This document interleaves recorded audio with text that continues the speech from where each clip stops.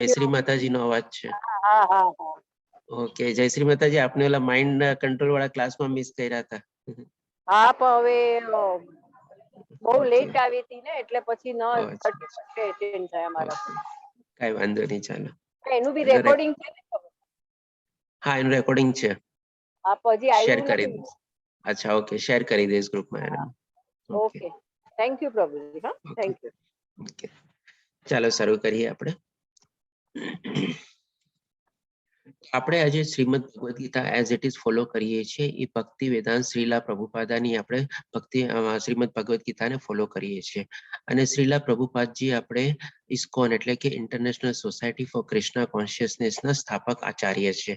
એમણે ઇસ્કોનની સ્થાપના કરેલી અને ત્યાર પછી એમણે ઘણા બધા દેશોમાં એનો પ્રચાર કરેલો અને એ રીતે આપણે આ ભગવદ ગીતાને ફોલો કરીએ છીએ. હવે મેઇન એમનો અનુસાર એટલે કે શ્રીલા પ્રભુપાદનો મેઇન આપણે જે ભગવદ ગીતા આપણે લખેલી છે એમના મતે શું હતું, તો કે સૌથી પહેલા તો એમણે કીધેલું કે મૂળભૂત વ્યવહારુ પુસ્તક એટલે કે મૂળભૂત એટલે કે શું કામે મૂળભૂત, કારણ કે ભગવાન શ્રી કૃષ્ણના મુખેથી નીકળેલું છે. એટલે ભગવાનના પોતાના મુખેથી કંઠસ્થથી અથવા નીકળેલું છે અને અર્જુનને એને પ્રદાન કરેલું છે, એટલા માટે મૂળભૂત છે. કોઈ જગ્યાએનો ઇનડાયરેક્ટ કે નથી, એકદમ મેઇન સોર્સમાંથી આપણે નીકળેલું છે. જેમ ગંગાજીનો મેઇન સ્ત્રોત છે તો કે ગંગોત્રી, એકદમ એનું મૂળભૂત કહેવાય આપણે કે ગૌમુખ. ગૌમુખ એનું મૂળ સ્થાન કહેવાય. એવી રીતે ભગવદ્ ગીતાનું પણ મૂળ સ્થાન આપણે ભગવાન શ્રી કૃષ્ણના મુખમાંથી નીકળેલું છે. અને વ્યવહારુ એટલા માટે કારણ કે એ આજની તારીખમાં બી 5000 વર્ષો પહેલા પણ ભગવાન શ્રી કૃષ્ણ જ્યારે અર્જુનને જ્ઞાન પ્રદાન કર્યું અને આજે 5000 વર્ષ થઈ ગયા પછી બી એ ચીજ પ્રેક્ટિકલ છે અને એ જ્ઞાન યથારૂપે આપણે એઝ ઇટ ઇઝ આપણે એને ફોલો કરી શકીએ છીએ અથવા જાણી શકીએ છીએ અથવા એ જ્ઞાન આપણે પ્રાપ્ત કરી શકીએ છીએ. એટલા માટે વ્યવહારુ જ્ઞાન છે. એવું નથી કે એ જ્ઞાન આજની ટેકનોલોજી બધાના પ્રમાણે આઉટડેટેડ થતું રહે છે અથવા એનું અપડેશન થતું રહે છે અથવા નવું વર્ઝન આવતું રહે છે. તમે કોઈ જે ગીતાનું વર્ઝન જોયું છે, ગીતા 1, 2, 3 જે આઈપોડના આઈફોનના બધા 1, 2, 3 લેવલ ને બધા આવતા રહે છે, એવી રીતે એમ નથી હોતું. ચાલો આપણે ધર્મેશ્વર પ્રભુજી જોડાઈ ગયા છે તો એમને હું કો હોસ્ટ બનાવી દઉં છું. હરે કૃષ્ણ ધર્મેશ પ્રભુજી. હરે કૃષ્ણ પ્રભુજી, દંડવત પ્રણામ. યસ, આની સ્લાઇડ બાકી છે તો you can finish it and then હું લઉં પ્રભુપાદની. ઓકે, ના તમે કન્ટિન્યુ કરી શકો છો. ઓકે, તો ધર્મેશ પ્રભુજી જોડાઈ ગયા છે, આપણે ધર્મેશ પ્રભુજીનો લાભ લઈએ શું આપણને કહે છે. Thank you very much Ketan પ્રભુ, અને તમારા બધાનું ખૂબ ખૂબ સ્વાગત કરું છું લેવલ 2માં. ખૂબ આનંદની વાત છે તમે બધા અહીંયા જોઈન થયા છો અને આપણે આજે કૃષ્ણજી તરફની આપણી યાત્રા જે છે એ સરસ રીતે આગળ ધપાવીએ.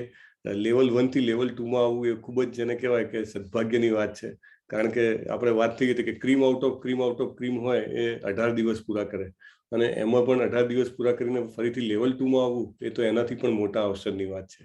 તો તમને બધાને જોઈને મને ખૂબ આનંદ થાય છે અને હું તમને એક જેને કહેવાય ને કે એશ્યોરન્સ આપું છું કે આપણી આ જે યાત્રા જે છે એમાં જો આપણે સાથે એકબીજાની સાથે જોડાઈ રહેશું તો કૃષ્ણજી તરફની જે આપણી ગતિ છે એ વધારે જેને કહેવાય ને સ્પીડઅપ થશે અને ખૂબ જ ઇફેક્ટિવ થશે. અને કેતન પ્રભુ જે છે એ આમાં બહુ જ હૃદયપૂર્વક સેવા આપી રહ્યા છે, કૃષ્ણજીના ભક્ત છે અને અમે બંને જે છીએ કે આ સેવા માટે જેને કહેવાય કે પોતાના તરફથી જે કંઈ પણ થઈ શકે કરવાનો સાથે સાથે પ્રયત્ન કરીએ છીએ. અને મને વિશ્વાસ છે કે આપણે બધા ભેગા થઈને એક સરસ એવા ભક્તોનું ગ્રુપ બનાવશું કે જેથી કરીને ઘણા બધા લોકોને આપણે આ જ્ઞાન આપી શકીએ અને જે ભૌતિક સંસારમાં તપ્ત થઈ રહ્યા છે એમને એક નવી દિશા, એક નવો ઉત્સાહ અને એક નવો વિશ્વાસ મળે એવો આપણો પ્રયત્ન રહેશે. અમારા જે ક્લાસ છે આપણા લેવલ 2ના એ કેતન પ્રભુ અને હું લેતા રહેશું, બરાબર. અને ખૂબ જ જેને કહેવાય કે તમને એમ લાગશે કે ખરેખર જીવન પરિવર્તન માટેનું એક અદ્ભુત તમને અહીંયા એક તક પ્રાપ્ત થઈ છે. એટલે મને પૂર્ણ વિશ્વાસ છે કે આપણે બધા આ લેવલ 2 સરસ રીતે એને કહેવાય કે આગળ વધીએ અને પૂર્ણ કરીએ. આજે હમણાં જ હું એકચ્યુઅલી ક્ષમા ચાહું છું કે હું થોડો લેટ આવ્યો, કારણ કે લેવલ 3નો વર્ગ હમણાં જ ચાલુ હતો. ઘણા બધા લોકો જે છે એ લેવલ 2ને બહુ સફળતાપૂર્વક પૂર્ણ કરીને લેવલ 3માં જોડાયા છે. અને જેને કહેવાય ને કે એક એક ડગલું જેમ આપણે ભગવાન તરફ આગળ વધીએ, ભગવાન 100 ડગલા આપણી તરફ આગળ વધે એવી અનુભૂતિ આપણને થાય અને જીવન જે છે આખું દિવ્ય બની શકે એવો એક આમાં આપણને સત્સંગ મળી રહ્યો છે.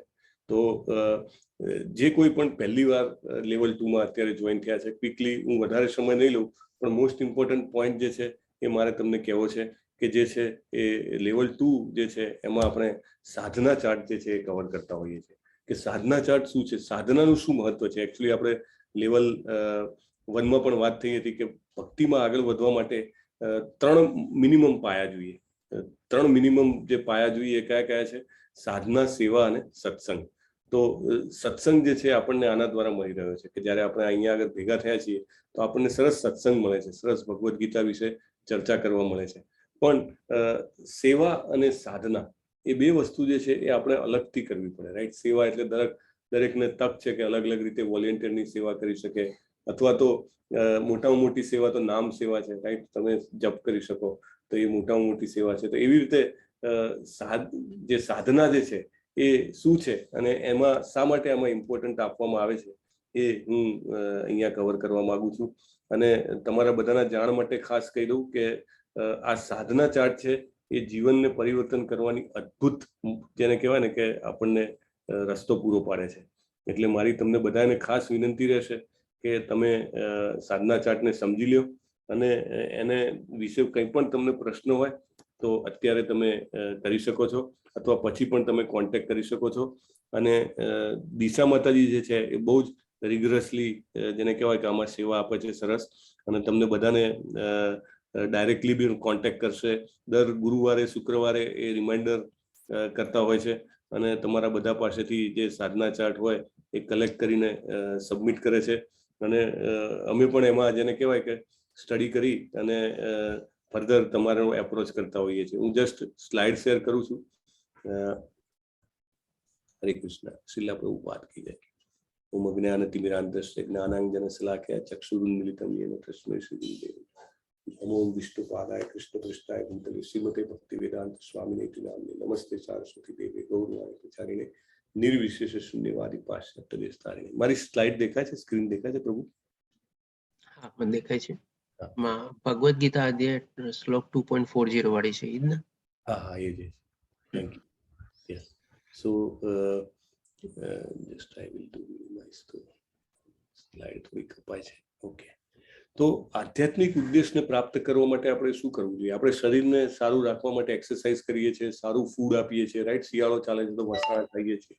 પણ આત્મા માટે શું કરીએ છીએ? મન માટે બધા જાતના આપણે મનોરંજનના સાધનો શોધી કાઢીએ છીએ, રાઈટ? મોબાઈલમાં ગેમ રમીએ, ટીવીમાં આપણે મૂવીઝ જોઈએ, બધું મન માટે કરીએ, આપણા મનગમતા સંબંધીઓને મળીએ. પણ આત્મા જે છે એના માટે શું કરીએ છીએ? જેવી રીતે આપણે 18 ડેઝમાં વાર્તા જોઈએ હતી, રાજાએ બહુ સરસ પાંજરું બનાવ્યું સોનાનું ને હીરા જડ્યા, અને પછી પોપટ જે છે એ ભૂખ્યો રહી ગયો અને પોપટ મરી ગયો. એવી રીતે આપણા જે આત્મા જે છે એના માટે ખોરાક આપવા માટે આપણે કંઈક કરવું જોઈએ. અને બીજા અધ્યાયના 40મા શ્લોકમાં ભગવાને કીધું છે, સ્વલ્પમપ્યસ્ય ધર્મસ્ય ત્રાયતે મહતો ભયાત. બરાબર? એટલે નાનામાં નાનો બી પ્રયત્ન કર્યો છે તો ભગવાનની ડાયરીમાં, એકાઉન્ટમાં પ્લસ પ્લસ પ્લસ અંદર લખાઈ જાય છે, રાઈટ?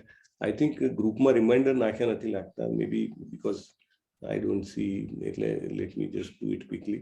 અને સો આ જે સાધના ચાર્ટ છે એ પ્લસ પોઈન્ટ આપવાનું કારણ છે. તો એ પ્લસ પોઈન્ટ આપીએ આપણે તો એના કારણે શું થશે કે એના કારણે આપણે આપણા એકાઉન્ટનું બેલેન્સ વધારીએ. સ્પિરિચ્યુઅલ બેલેન્સ વધે તો ભગવાન એવું કહે છે, નાનું પણ કામ કર્યું હશે ને તો પણ આપણને અભય આપશે. ત્રાયતે મહતો ભયાત, મોટામાં મોટા ભયમાંથી બચાવશે. તો આ જે સાધના ચાર્ટ જે છે એ જે છે આપણું આ બેલેન્સ વધારવાનું કામ છે. સૌથી પહેલું છે મંગલ આરતી. મંગલ આરતી કેમ જરૂરી છે? મંગલ આરતીના પોઈન્ટ છે, 8 પોઈન્ટ મળે. તમે મંગલ આરતી કરો તો સવારે 4:30 વાગે થાય. અને આપણે કહીએ છીએ કે કોઈ લોકોને સવારના ઠંડીમાં ઊભા થાય કે નાહવાની મને નથી, બહુ ઠંડી લાગે, મારે નાવ. કાંઈ વાંધો નહીં, નાહ્યા વગર પણ તમે મંગલ આરતી એટેન્ડ કરી શકો, રાઈટ? અને તમે ઓનલાઈન આપણું ઇસ્કોન મંગલુરુની મંગલ આરતી ચાલે છે તો એની લિંક ને એ બધું તમને ગ્રુપમાં મળી જશે. તમે એમાં ક્લિક કરીને તમે એમાં જોઈન થઈ શકો, રાઈટ? તો અહીંયા એક સંવાદ છે પ્રભુપાદનો ને એક ભક્તનો. પ્રભુપાદ કે ભક્ત જે છે પ્રભુપાદને પૂછે છે કે મંગલ આરતી ન કરીએ તો ના ચાલે? 4:30 વાગે, 4:30 વાગે જવું હોય તો મે બી 4:15 વાગે ઉઠી જવું પડે, રાઈટ? તો કે ના કરીએ તો ના ચાલે? પ્રભુપાદ કે ચાલે ને. ક્યારે ચાલે? When you are dead. જયારે તમે મરી જાઓ ને તો ચાલશે, નહીં તો નહીં ચાલે. જો કેટલું આચાર્યના શબ્દો કેટલા સ્ટ્રોંગ હોય છે. એટલે એનું મહત્વ ખબર પાડવા માટે કે ભાઈ તું મરી જાય ને ત્યારે ચાલશે. ઘણીવાર આપણે એવું નહીં કહેતા કે તને હું એવી રીતે સમજાવું કે તું લાકડામાં જાય ને ત્યાં સુધી યાદ રહે. લાકડામાં જાય એટલે ચિતામાં તું બળી જાય ને ત્યાં સુધી તને યાદ રહે, એવું તને સમજાવું. તો એવી રીતે પ્રભુપાદ કેવું કહે છે કે મંગલ આરતી ક્યારે નહીં કરો તો ચાલશે? મરી જાવ ત્યારે. નહીં તો જીવતા હોઈએ તો આપણે આ મંગલ આરતી એક પણ દિવસ ન ચૂકવી જોઈએ. પ્રભુપાદ એવું કહે છે. પ્રભુપાદે બીજો એક લેટર લખ્યો હતો એમના એક ભક્તને, ગિરિરાજ સ્વામીને, એમના શિષ્યને, કે જે કોઈ પણ મંદિરના ભક્તના રૂમમાં રહેતા હોય એમને મંગલ આરતી કરવી જ જોઈએ. જે દિવસે મંગલ આરતી ન કરે એ દિવસે એને ઉપવાસ કરવાનો, નકોરડો, કાંઈ ખાવા પીવાનું નહીં. એટલું સ્ટ્રોંગ એમનું હતું. મંગલ આરતીનું ઇમ્પોર્ટન્સ કેટલું તમને લાગે? બ્રહ્મ મુહૂર્તમાં આપણે જાગીએ ને, એ જાગીને આપણે એ વખતે જે કંઈ પણ સમજો ભગવાનની આરતી આપણે એટેન્ડ કરી હોય, આપણે જપ કર્યા હોય, આપણને ઓટોમેટિકલી એમ લાગે કે આટલું ધ્યાન જે છે જપ કરવામાં એ મારું સામાન્ય સમયમાં નથી લાગતું. કારણ કે બીજા સમયમાં બીજા વિચારો બહુ આવે. જ્યારે મંગલ આરતીનો સમય છે, બ્રહ્મ મુહૂર્તનો સમય, એમાં ના આવે. બ્રહ્મ મુહૂર્ત એટલે 1.5 કલાક પહેલા, સૂર્યોદયના 1.5 કલાક પહેલા. એટલે આમ તો 96 મિનિટ થાય, એકચ્યુઅલી 48 મિનિટ્સનો એક પ્રહર હોય. એટલે 96 મિનિટ બિફોર સનરાઈઝ. તમે જ્યાં પણ રહેતા હો, જે પણ દેશમાં રહેતા હોય, એ દેશમાં 1.5 કલાક પહેલા. અને જે કોઈ પણ મોટા ભાગના, આપણે તો ઇન્ડિયામાં જ છે, તો એ લોકોને મારી વિનંતી છે કે અત્યારે તમે શરૂઆત કરો આપણી મંદિરની જે મંગળા આરતી થાય છે ઓનલાઈન, એમાં એટેન્ડ કરવા માટે. જનરલી 150-200 લોકો તો અત્યારે હોય જ છે. પ્રભુ કહે છે કે બહુ શોર્ટ ટાઈમમાં we will become 1000, right?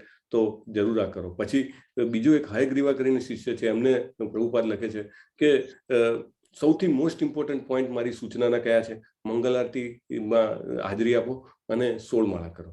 These are the most important point of Krishna conscious. એટલે આપણે જે આ કૃષ્ણ ભાવનામૃતની પ્રક્રિયાનું સૌથી મોટું મહત્વ છે. પછી મંગલ આરતીની બાજુમાં છે ને, સાધના ચાર્ટમાં ડેશ કરીને લખ્યું છે વોટરિંગ તુલસી, તુલસીને પાણી ચડાવવાનું. શું કામ? આપણે ક્યાંય બીજું કંઈ વાત ના કરીને તુલસીને પાણી ચડાવવાનું? કયા જમાનામાં જીવીએ છીએ એવું લોકો કહે, પણ ના, એનું મહત્વ છે. અહીંયા આગળ સ્કંદ પુરાણમાં તુલસી વિશે કહેવામાં આવ્યું છે કે તુલસીને આપણે સન્માનપૂર્વક નમસ્કાર કરીએ, આપણા બધા જ પાપોનો એ નાશ કરી દે છે. આ તુલસીના છોડને જોવા અથવા સ્પર્શ કરવાથી, તમે જાઓ ઇસ્કોનમાં તો સવારના પેલું મંગલ આરતી કરીને આચમણીથી 3 ટીપા રેડે અને પછી એનું જે પાણી હોય ને, પાણીને માટીને આમ ટચ કરી, એના થડને ટચ કરીને આંખે અડાડે, રાઈટ? તો આને જોવા અથવા સ્પર્શ કરવા માત્રથી બધા રોગો અને તકલીફોથી વ્યક્તિ મુક્ત થઈ શકે છે. સો પાવરફુલ, સો પાવરફુલ. વૃંદાવન, વૃંદા એટલે તુલસીનું વન, રાઈટ? વૃંદાવનનું નામ એમાંથી પડ્યું. તુલસી કૃષ્ણ પ્રેયસી નામ, યાની કાની ચ પાપાની બ્રહ્મ હત્યાદિકાની ચ તાની તાની પ્રણશ્યંતી પ્રદક્ષિણ પદે પદે. તુલસીના આગળ તમે ખાલી પ્રદક્ષિણાનું એક એક પગલું ભરો ને, બ્રહ્મ હત્યા સુધીનું પાપ જે છે માફ થાય. બોલો, એટલું મોટું એનું મહત્વ છે. એટલે આને નમન કરીને પાણી અર્પણ કરવાથી વ્યક્તિ નર્કમાં યમરાજ પાસે જવાથી મુક્ત થઈ શકે છે.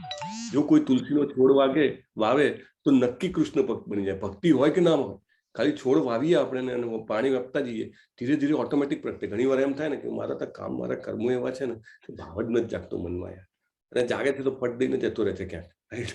પણ જ્યારે તુલસી આપણે વાયા હોય ઘરમાં, એનું આપણે જતન કરતા હોઈએ તો ઓટોમેટિક આપણામાં જે ભક્તિ જે છે એ આવતી જાય છે. અને સૌથી ઇમ્પોર્ટન્ટ ફાયદો શું?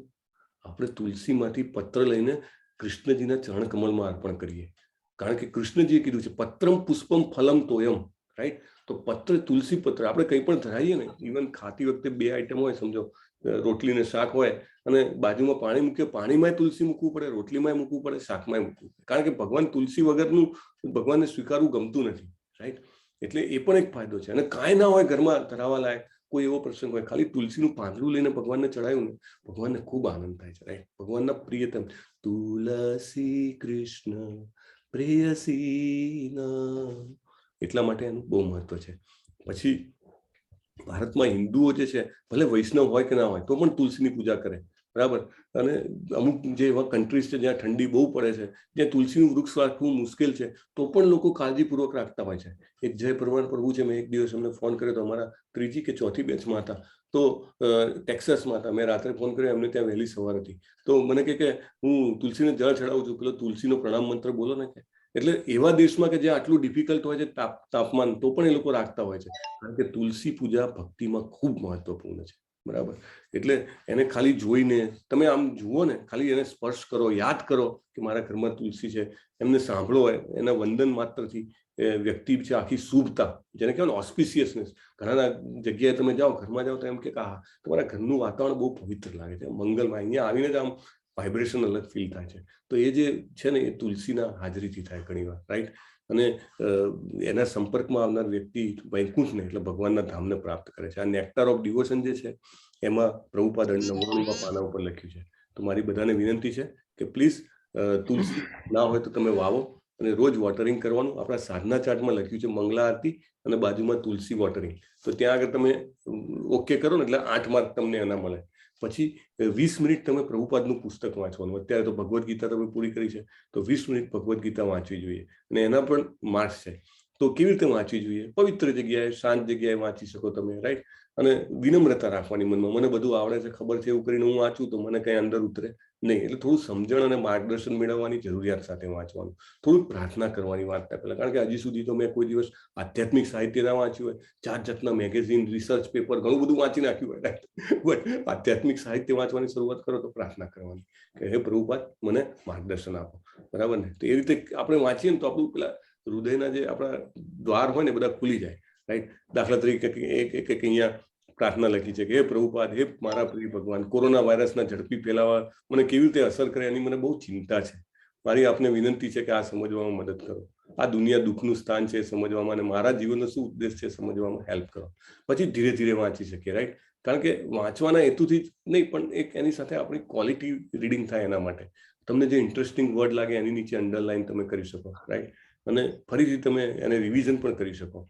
અને તમે આ રીતે જ્યારે વાંચશો ને તો તમને એવું લાગશે કે સાક્ષાત પ્રભુપાદ તમને કહી રહ્યા છે. હે, પ્રભુપાદની બુક્સ છે, પ્રભુપાદ પોતે વાંચતા હતા, ફ્લાઇટમાં જતા હતા. તો પેલા બીજા ભક્ત પૂછે કે તમે પોતે લખી છે ને તમે જ કેમ વાંચો છો?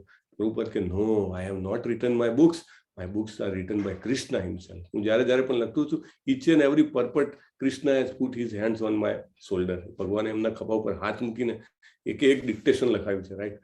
સો એમના પુસ્તકને વાંચવાથી તમે જુઓ ને આખું જીવનમાં નવો જ પ્રકાશ મળે છે.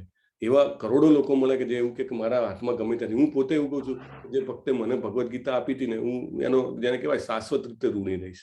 કેમ? તો કે એ જ પહેલું પગલું હતું કે ખબર પડી કે જીવનમાં કંઈક કરવું જોઈએ, રાઈટ. એમ ખાલી કુતૂહલતાપૂર્વક ચાલુ કરી અને આપણને એમ થાય કે ખરેખર એક માર્ગદર્શન મળ્યું. તો જરૂર 20 મિનિટ મિનિમમ, અને તમે વધારે વાંચો તો લખી પણ શકો છો, રાઈટ.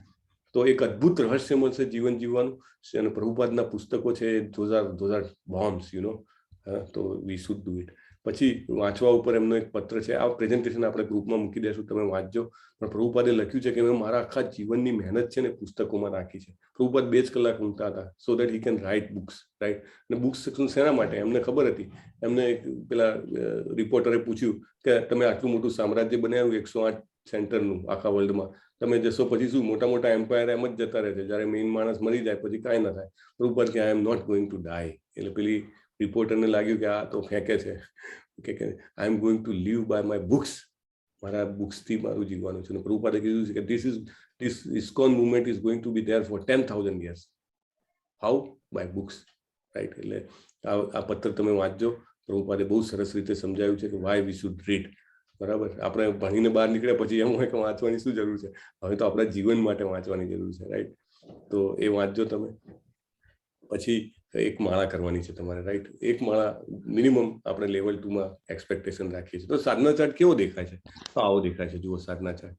એ સાધના ચાર્ટ છે ને, એમાં સૌથી પહેલા અહીંયા તમારું નામ લખવાનું હોય છે. તમે ટાઈપ કરી અને સ્ક્રીનશોટ લઈને મોકલી શકો, અથવા તો તમે એક પેજમાં સરસ કોકિલા માતાજીને ઘણા બધા લોકો જે છે એ ફૂટપટ્ટીથી લીટીઓ પાડી અને પોતે જાતે બનાવી અને તારીખ વાઇઝ રોજે રોજનું લખવાનું. એવું નહીં અઠવાડિયાનું ભેગું. તમે અહીંયા આગળ જુઓ તો આ અહીંયા નામ લખવાનું. પછી અહીંયા આગળ જે છે આ અઠવાડિયાનો પહેલો દિવસ સમજો, એની તારીખ કઈ તારીખ છે? તો સમજો આજે 1 જાન્યુઆરી, તો 1 જાન્યુઆરીએ મંગલા આરતી કરી તો અહીંયા આગળ તમે જેવું યસ કરો તો 8 માર્ક મળે. પછી જેટલી માળા તમે 6:30 પહેલા કરો એના 4.5 માર્ક મળે. સમજો એક માળા થઈ હોય તો એના 4.5 માર્ક. પછી 6:30 થી 8માં કરો તો 3 માર્ક મળે. સ્કોરિંગ કેમ રાખ્યું છે? કે એટલીસ્ટ આપણને ખબર પડે કે સાધનામાં હું કેટલું સિન્સિયરલી આગળ જઈ રહ્યો છું એ ખબર પડે, એના માટે આ સ્કોરિંગ રાખેલું છે, બરાબર. પછી 8 થી 10માં કેટલી કરી તો એના 2 માર્ક. એવી રીતે 9 વાગ્યા પછી રાત્રે કરો તો 0 માર્ક, પણ એવું રાખવાનું નહીં. જેને ટાઈમ ન મળતો હોય 9 વાગ્યા પછી કરે. દેખાય તો ખરું કે એક માળા કરી છે. અને બુક કેટલી મિનિટ વાંચી તમે અહીંયા આગળ લખો એટલે અહીંયા સીધો એનો સ્કોર આવી જાય. પછી આ 3 નો ભેગો સ્કોર અહીંયા આગળ આવે. તેવી રીતે 7 દિવસનો સ્કોર આવે. તમારે શુક્રવારે સબમિટ કરવાનું. જો તમે જોજો જીવનમાં પરિવર્તન જે છે ને આનાથી જબરજસ્ત. એન્ડ્રોઈડ અને તમને બીજી બધી ઘણી બધી જગ્યાએ આની તો એપ મળે છે. સાધના ચાર્ટ લખો તો there are many apps, પણ વી ડોન્ટ, કારણ કે એમાં ઘણું બધું કવર નથી હતું. Mangala aarti, Tulsi watering, which is very critical, right? તો એ બધું આમાં છે. તો તમને બધાને વિનંતી છે, કોઈને કાંઈ ક્વેશ્ચન હોય ને તો પ્લીઝ પૂછી લો આના વિશે. એ બહુ જ મહત્વનું છે જીવનમાં સાધના, બરાબર?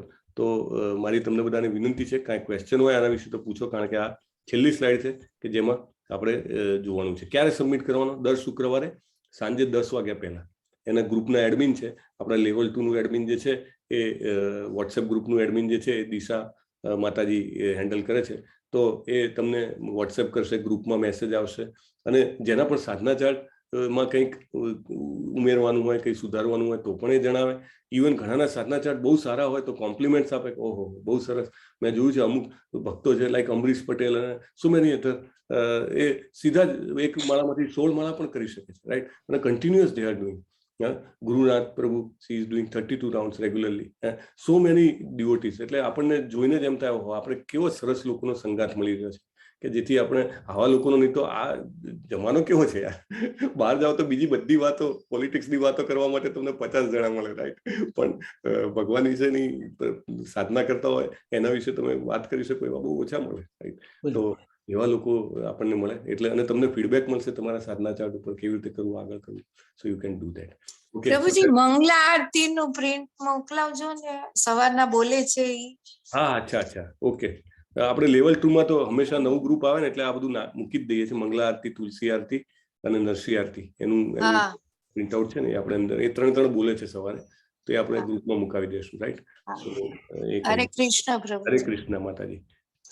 યસ, જેને બીજો કોઈ ક્વેશ્ચન હોય પૂછી શકે છે. યસ, હરે કૃષ્ણ. વેલુબા પ્રભુ, બિરિતા માતાજી. હરે કૃષ્ણ પ્રભુજી. આ સાધના ચાર્ટ રોજના રોજ સબમિટ કરવાનો પ્રભુજી? શુક્રવારે સાંજે 10 વાગે કરવાનો, પણ રોજે રોજનું એમાં લખેલું હોય. એટલે આ અઠવાડિયું છે ને, દાખલા તરીકે આજે 1લી તારીખ, તો 1લી તારીખનું તમારે અંદર ભરવાનું, 2જી તારીખનું ભરવાનું, 3જી તારીખનું, એવી રીતે 7 તારીખે સમજો શુક્રવાર હોય તો 7 તારીખે તમારે સેન્ડ કરી દેવાનો વોટ્સએપ થી. એટલે અપડેટ ડેલી કરવાનું, પણ સબમિટ ફ્રાઈડે કરવાનું. સબમિટ ફ્રાઈડે કરવાનું. યસ, કાં તો તમે ડેલી લખીને રાખી શકો, ફ્રાઈડે ભરીને એમાં તમે વોટ્સએપમાં મોકલી શકો. રાઈટ. હરે કૃષ્ણ પ્રભુજી. હરે કૃષ્ણ.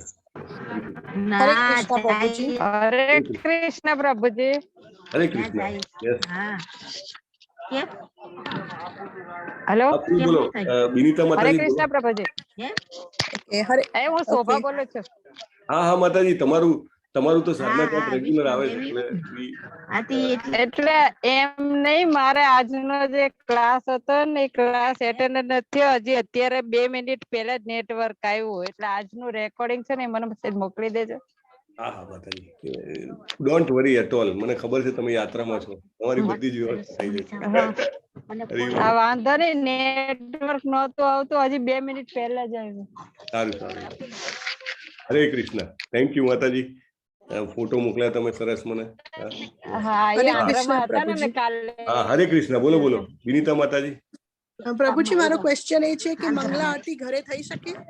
હા, ચોક્કસ થઈ શકે. તમે ઘરે કરી ઓનલાઈન હું ના જોડાઈ શકું, પણ ઘરે કરી શકું? હા, ઘરે કરી શકો. તમે ઘરે મંગલા આરતી કરી શકો. ઘરે મંગલા આરતી કરવાના મિનિમમ 3 સ્ટેપ છે. એટલે લાઈક ભગવાનને તમે સરસ રીતે ઉઠાડો અને એટલે મંદિરમાં પેલા ઘંટડી કે તમે શંખ હોય તો વગાડીને, અને પછી તમારે સૌથી પહેલા ભગવાનને અગરબત્તીથી આરતી કરવાની હોય છે મિનિમમ 7 ટાઈમ્સ, અને પછી આરતી આપણો જે દીવો હોય એનાથી કરવાની, અને ત્રીજું ફૂલથી. આ 3 મિનિમમ છે. મંદિરમાં તો એલોબરેટ બહુ જ જેને કહેવાય કે વ્યવસ્થિત ડિટેલમાં થતી હોય, એના તો there are more than 7 steps. પણ આપણે 3 સ્ટેપ મિનિમમ ઘરે કરીએ અને આ બોલીએ, ગાઈએ જાતે, તો બરાબર છે. ઇનિશિયલી અમે બધાને એવી પ્રેરણા આપીએ કે તમે પેલા મંદિરની જે ઓનલાઈન હોય એમાં તમે જોઈ લો, કનેક્ટ થાઓ, અને એમાં શું બધા જે 150-200 જણા હોય બધાનો ભાવ એકસાથે ભળે, અને પછી સ્લોલી તમને જેમ પણ રિયલાઇઝેશન થાય, તમે આગળ વધો, લેવલ 2 લેવલ 3 માં આવો, તો તમે ધીરે ધીરે ઘરે પણ કરી શકો છો, અને ધેટ ઇઝ બેસ્ટ. જાતે ગાઈને કરી શકો છો. યસ. અને તો એ આરતી પણ ગ્રુપમાં મૂકી શકશો ને તમે? હા હા હા, ગ્રુપમાં મૂકી દઈશું માતાજી. Okay, thank you. Hare Krishna. Hare Krishna. Yes. Okay. હરે કૃષ્ણ પ્રભુજી. હરે કૃષ્ણ માતાજી. યસ. હા, હું છે દોહા કતારમાં રહું છું અને અમારા ટાઈમ ડિફરન્સ 3 hours નો છે ઇન્ડિયા ને અહીંયા. હા, જય તો શ્રી માતાજી. યસ. હું કેવી રીતે આ મંગલા આરતીમાં જોઈન થવું? હા, ઓકે. તમે જાતે ઘરે કરી શકો એમ છો કે that is not possible? હા, કરી શકું. ઓકે ઓકે, તો what I suggest કે તમે જ્યારે ઉઠો ને ત્યારે એનું રેકોર્ડિંગ, મંગલા આરતીનું રેકોર્ડિંગ યુટ્યુબ પર હોય છે અને તમે you try to wake up at your 4:30 અને start that YouTube recording and you do it. બરાબર? તો then you can feel it. તો એનું રેકોર્ડિંગ કે લિંક મોકલી આપશો ને ગ્રુપમાં? એ યુટ્યુબમાં તમે ઇસ્કોન રાધા ગોવિંદ ટેમ્પલ મંગલુરની ચેનલ સબસ્ક્રાઇબ કરી દેજો, તો તમને એનું પોસ્ટિંગ રેગ્યુલરલી મળતું રહેશે અને પછી તમે એમાંથી જોઈને ડેલી મંગલા આરતી તમે એમાં ઓન કરી શકો છો. Right? So that you can do. Okay okay. Yes. Okay okay, thank you પ્રભુજી. થેન્ક યુ માતાજી. Thank you for joining level 2. Yes, ઘણા બધા લોકો આપણે જે છે કે સિન્સિયરલી આમાં આગળ વધે છે, એ બહુ જ સરાહની વાત છે. Yes. I think that's all. Anybody else is balanced? Because આજનું ક્લાસ પણ હજી બાકી છે. કેતન પ્રભુ is going to take. So yes. Sohini Mataji, any question? હરે કૃષ્ણ પ્રભુજી. હરે કૃષ્ણ. યસ. મારે એટલે એવું પૂછવું હતું કે મેં આની લેવલ 2 નો ક્લાસ કર્યો હતો બપોરે જયારે પહેલી વખત ચાલુ થયો હતો નિત્યદાસ પ્રભુજી સાથે, પણ હું આ સાધના ચાર્ટ ને ક્વેશ્ચન આન્સર બધા મેં સબમિટ નહોતા કર્યા, એટલે પછી મેં કીધું કે હું લેવલ 3 હવે હું નહીં કરતી અત્યારે. પછી હમણાં જે બીજું ચાલતું હતું બિમલા પ્રભુજી સાથે બપોરે, એ પણ ચાલુ છે, પણ એ મારાથી કેવું હવે સ્કૂલ રેગ્યુલર થઈ ગઈ છે એટલે મારાથી અમુક થાય છે અટેન્ડ નહીં થતા, એટલે મેં સાંજનો આ અત્યારે ફરીવાર ચાલુ કર્યું છે. એટલે એમાં વાંધો નહીં, મેં આમાં ફરીથી રજીસ્ટ્રેશન કરેલું છે. વેરી ગુડ માતાજી. Yes yes, absolutely all right, કાંઈ વાંધો નથી. ઓકે, બસ એટલે જ પૂછ્યું હતું કે કદાચ 3 માં રજીસ્ટ્રેશન બોલતું હોય તો કોઈ ઇશ્યુ નથી ને એનો? ના ના ના, નો પ્રોબ્લેમ. તમે લાઈવ પણ એકમાં રહેજો. આપણું આ ગુજરાતી ચાલુ છે તો એમાં લાઈવ રહેજો. ઓકે, ના એટલે અમે હવે ચાલુ જ રહીશ આમાં, કારણ કે આ ટાઈમ મને બરોબર થોડો મેચ થઈ જાય છે. બપોરે મારે જોબ ચાલુ હતી એટલે એ થઈ જાય છે થોડી. ઓકે. યસ. ઓકે, ધન્યવાદ. ધન્યવાદ. Thank you very much. I think I will hand over to you. હરે કૃષ્ણ પ્રભુજી. હરે કૃષ્ણ પ્રભુજી. એક જ મિનિટ. હરે કૃષ્ણ પ્રભુજી. હરે કૃષ્ણ. હરે કૃષ્ણ. હરે કૃષ્ણ. પ્રભુજી મને કેબલ આપને જલ્દી. યસ. પ્રભુજી મારું બેટરી છે ને ડિસ્ચાર્જ થઈ રહી છે, so that's why I was in just a hurry. Yeah tell me. બોલો બોલો ભાઈ. હરે કૃષ્ણ પ્રભુજી. મને પૂછવું હતું કે તમે કીધું કે ઓનલાઈન મંગળા આરતી કરવાની યુટ્યુબમાં જોવાનું, એકચ્યુઅલી એમાં કઈ પ્રોબ્લેમ નથી, વહેલા ઉઠીને આપણે કરીએ છીએ કે ઘરે જાતે પણ કરો છો અને શીખવા માટે યુટ્યુબમાંથી ને જોઈને આપણે ફોલો કરવાનું, પણ બોલો બોલો. હા, ઇન્ટરનેટ ડેટાની સાથે ટોપ રિચાર્જ કરવા માટે, એના માટે થોડુંક ફાઇનાન્સ માટે પણ પ્રોબ્લેમ થઈ રહ્યું છે કે ડેટા માટે થઈને, તો પછી કેવી રીતે કરી શકાય? હા માતાજી, તમે એક બીજી વસ્તુ કરી શકો છો કે તમે જાતે કરવાનો પ્રયત્ન કરો ઘરે, તો દેટ ઇઝ કન્વિનિયન્ટ. અને બીજું કે એ તમને જ્યારે બી સમજો કે તમારા નેટવર્કમાં કે તમને જ્યારે ઓફિસમાં કે પબ્લિક નેટવર્કમાં વેન યુ આર કન્વિનિયન્ટ, તો તમે જોઈને થોડુંક એનાથી એક્વન્ટેન્સ થઈ જાઓ કે કઈ રીતે એને કરે છે એ લોકો. રાઈટ? એને ગાય છે કેવી રીતે, ભગવાનને કેવી રીતે એને ઓફર કરે છે. સો એ જોઈ લો તમે થોડી ટાઈમ, અને then you can do at your own. So એમાં કાંઈ એવું નથી કે તમે ઓનલાઈન કરો ઇઝ મસ્ટ. આપણે એકચ્યુઅલી આ આખી પ્રોસેસ છે ને, ઇવન સાધના ચાર્ટ બી જે છે એ કમ્પલસરી નથી, પણ એક્સપેક્ટેડ છે. અપેક્ષા રાખવામાં આવે છે કે તમે જો સાધના કરશો ને તો ચોક્કસ જે કહેવાય કે કૃષ્ણજી તરફ વધારે આગળ વધશો. એટલે ઓનલાઈન નથી થઈ શકતા, નો પ્રોબ્લેમ. લાઈક દોહામાં જયશ્રી માતાજી છે, જયશ્રી માતાજી નથી થઈ શકતા, દેટ્સ ઓલ રાઈટ. એવી રીતે તમે પણ નથી થઈ શકતા, all right. But do it. તમે કરો એ મહત્વનું છે. રાઈટ? મેઇન પ્રોસેસ છે. તમે તમારા ઘરે ઉઠીને તમે તમારી જાતે મંગલા આરતી કરો અને તમે એમાં ક્લિક કરી શકો છો. રાઈટ કરીને તમે એનો જે બી સ્કોર હોય that you can take it. બરાબર પ્રભુજી, એમાં થોડુંક કઈક મિસ્ટેક થાય આપણને તો કઈ પ્રોબ્લેમ કે ના ના એના ના, તમારે અચ્છા, હા, આમાં એક બહુ મહત્વની વાત છે. આપણી ભક્તિ માર્ગમાં સૌથી મહત્વની વાત છે કે તમારા ભાવ બહુ મહત્વનો છે. માતાજી, તમારો મનના લાગણી જે હોય કૃષ્ણ માટેની એ બહુ મહત્વની છે. બાકી જે રીતે મેં કીધું કે આ 3 વસ્તુ તમારે પહેલા અગરબત્તી ઓફર કરવાની છે, પછી દીવો ઓફર કરવાનો છે આપણે આરતીનો, અને પછી ફૂલ ઓફર કરવાનું છે. જે કંઈ પણ ફૂલ હોય આપણી જોડે, તુલસી હોય, જે આપણે એને ઓફર કરવાના છે, અને ગાવાની છે. રાઈટ? તો એ એટલું જે કામ છે એમાં કાંઈ તમારી મિસ્ટેક ના થઈ શકે. કોઈ ચિંતા નહીં કરવાની. તમે જે કરી રહ્યા છો એ આગળ વધી જ રહ્યા છો, કદી પાછળ નથી પડવાનું. એટલે ડોન્ટ ફીલ કે આનું કંઈક મને ખોટું લાગી જાય. ઘણી વાર હોય ને, શાસ્ત્રો કર્મકાંડની આખી પદ્ધતિ એવી છે કે એમાં કાંઈ પણ ભૂલ થાય તો તમને નુકસાન થાય. ત્યારે ભક્તિની પદ્ધતિ એવી છે કે એમાં તમને કોઈ નુકસાન થતું નથી. રાઈટ? આપણો મહામંત્ર પણ મોટેથી બોલવાનો હોય છે. જ્યારે બીજા બધા મંત્રો કોઈ ના સાંભળે એવી રીતે બોલવાનો, અને ગમે ત્યાં ના કરાય, અને નાહી ધોઈને કરવું જોઈએ, ના, તે મહામંત્રમાં કોઈ જ બેર નથી, કારણ કે ભક્તિની પ્રોસેસ. રાઈટ? હરે કૃષ્ણ માતા. ધન્યવાદ પ્રભુજી. હરે કૃષ્ણ. હરે Krishna. Yes. Okay, so you have solved most of the questions. આપણે મળતા રહીશું. અને મારી તમને હરે કૃષ્ણ પ્રભુજી. હરે કૃષ્ણ. યસ માતાજી. હરે કૃષ્ણ. ઓકે,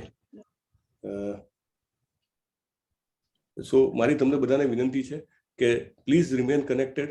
આ માર્ગમાં આગળ વધવું એ બહુ જ સદભાગ્યની વાત છે.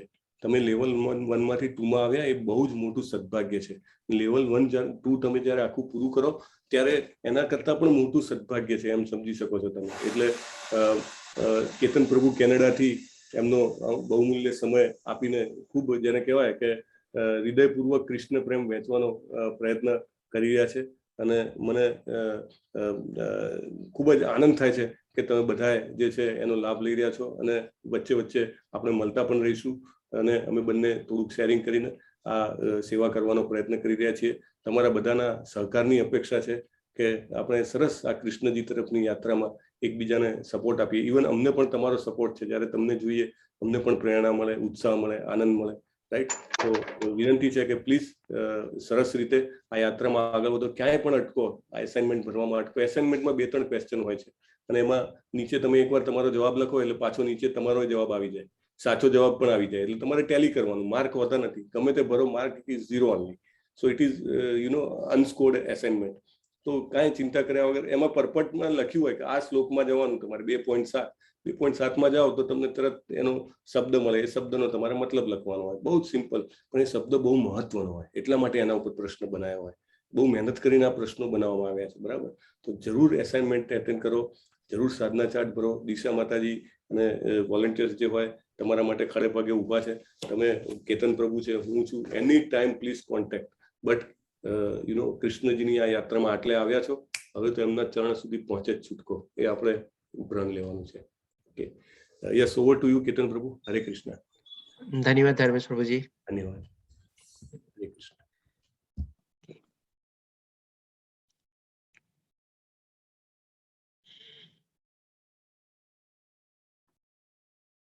ધર્મેશ પ્રભુજી આપને. Okay, thank you.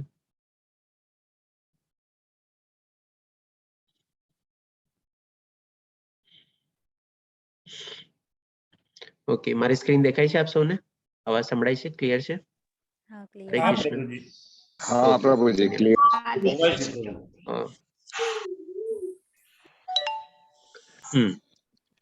તો આપણે સૌ જાણ્યું ધર્મેશ પ્રભુજી કે ભાઈ આપણે સાધના ચાર્ટ ફોલો કરવો બહુ જરૂરી છે, બહુ અગત્યનો છે અને બહુ મહત્વનો બી છે. તો આપણે સૌ કોશિશ કરશું કે આપણે એ સાધના ચાર્ટને ફોલો કરીએ અને રેગ્યુલરલી આપણે એને અપડેટ કરતા રહીએ. ગ્રુપમાંથી બી આપણને સૌને મેસેજ મળતા રહેશે, અને દિશા માતાજી બી આપ સૌને ફોલોઅપ કરતા રહેશે. કાંઈ બી પ્રોબ્લેમ હોય તો દિશા માતાજી છે આપની સાથે, પ્લસ અમે બંને બી છીએ. એમની સમજતા કે આપને આપ કે અલગ પડી જશો. અમે બધા આપણે સાથે જ આપણે આગળ વધવાનું છે, અને રેગ્યુલરલી એને ફોલો કરીને આપણે કન્ટિન્યુઅસલી આપણી જે ભક્તિ માર્ગ ઉપરની આપણી જે જર્ની છે, જે યાત્રા છે, એને આપણે સર્વસ રીતે સંપન્ન કરવાની છે. જેમ ધર્મેશ પ્રભુજીએ કીધું કે હવે આપણે એના ચરણ સુધી પહોંચે જ છૂટકો છે, એ રીતે આપણે પ્રણ લઈને આપણે આગળ વધવાનું છે. તો ચાલો હવે આપણે આગળ શરૂ કરીએ. આજે હવે 15 મિનિટ ટાઈમ છે, જોઈએ આપણે કેટલું કવર કરી શકીએ છીએ. કદાચ થોડો ઘણો 15 મિનિટ આપશો, અનુમતિ આપશો તો આપણે એક્સ્ટ્રા ટાઈમ લઈને કવર કરવાની કોશિશ કરશું આજે પૂરેપૂરું. તો આપણે પહેલો પોઈન્ટ જોયો શ્રીલા પ્રભુપાદાએ કીધું છે કે મૂળભૂત અને વ્યવહારુ એ બંનેનો આપણે મિનિંગ જાણી લીધો. અને પછી આવે છે બીજું કે વ્યક્તિએ ઊંડાણમાં ભગવદ્ ગીતાનો અભ્યાસ કરવો જોઈએ કે જે આપણી બાહ્ય પ્રવૃત્તિઓને સંચાલિત કરવામાં મદદ કરશે. હવે શ્રીલા પ્રભુપાદજીના પ્રમાણે શું છે કે આપણે ભગવદ્ ગીતાનો બહુ ડીપમાં અભ્યાસ કરવો જોઈએ અને એ માટે આપ સૌ પ્રયત્ન બી કરી રહ્યા છો. લેવલ 1 કમ્પ્લીટ કર્યું હોય ત્યારે લેવલ 2 માં જોઈન કરી રહ્યા છો અને ડીપમાં આપણે અભ્યાસ કરવાનો મતલબ એમ છે કે ભાઈ આપણે ભગવદ્ ગીતા પુસ્તક એવું છે કે જેમાં 700 શ્લોક છે. એકવાર વાંચવાથી આપણને પૂરેપૂરું સમજાય નહીં. કમસે કમ એને 6, 7, 8 કે 10 વાર સુધી ન વાંચો ત્યાં સુધી આપણને સમજાય નહીં પૂરેપૂરું. અને ઘણી વાર પૂરેપૂરું સમજાઈ ગયા પછી બી આપણને ઓર ને ઓર વાંચવાની ઈચ્છા થાય કારણ કે એમાંથી ઓર ને ઓર આપણને નવા ને નવા મિનિંગ આપણી સિચ્યુએશન ને પરિસ્થિતિ જેમ જેમ ચેન્જ થતી જાય એ પ્રમાણે આપણને નવા ને નવા એમાંથી મિનિંગ આપણને મળતા જ રહીએ. એટલા માટે હંમેશા આપણે એનો અધ્યયન અથવા એનું પઠન આપણે કન્ટિન્યુઅસ આપણી લાઈફમાં રાખવું જ જોઈએ.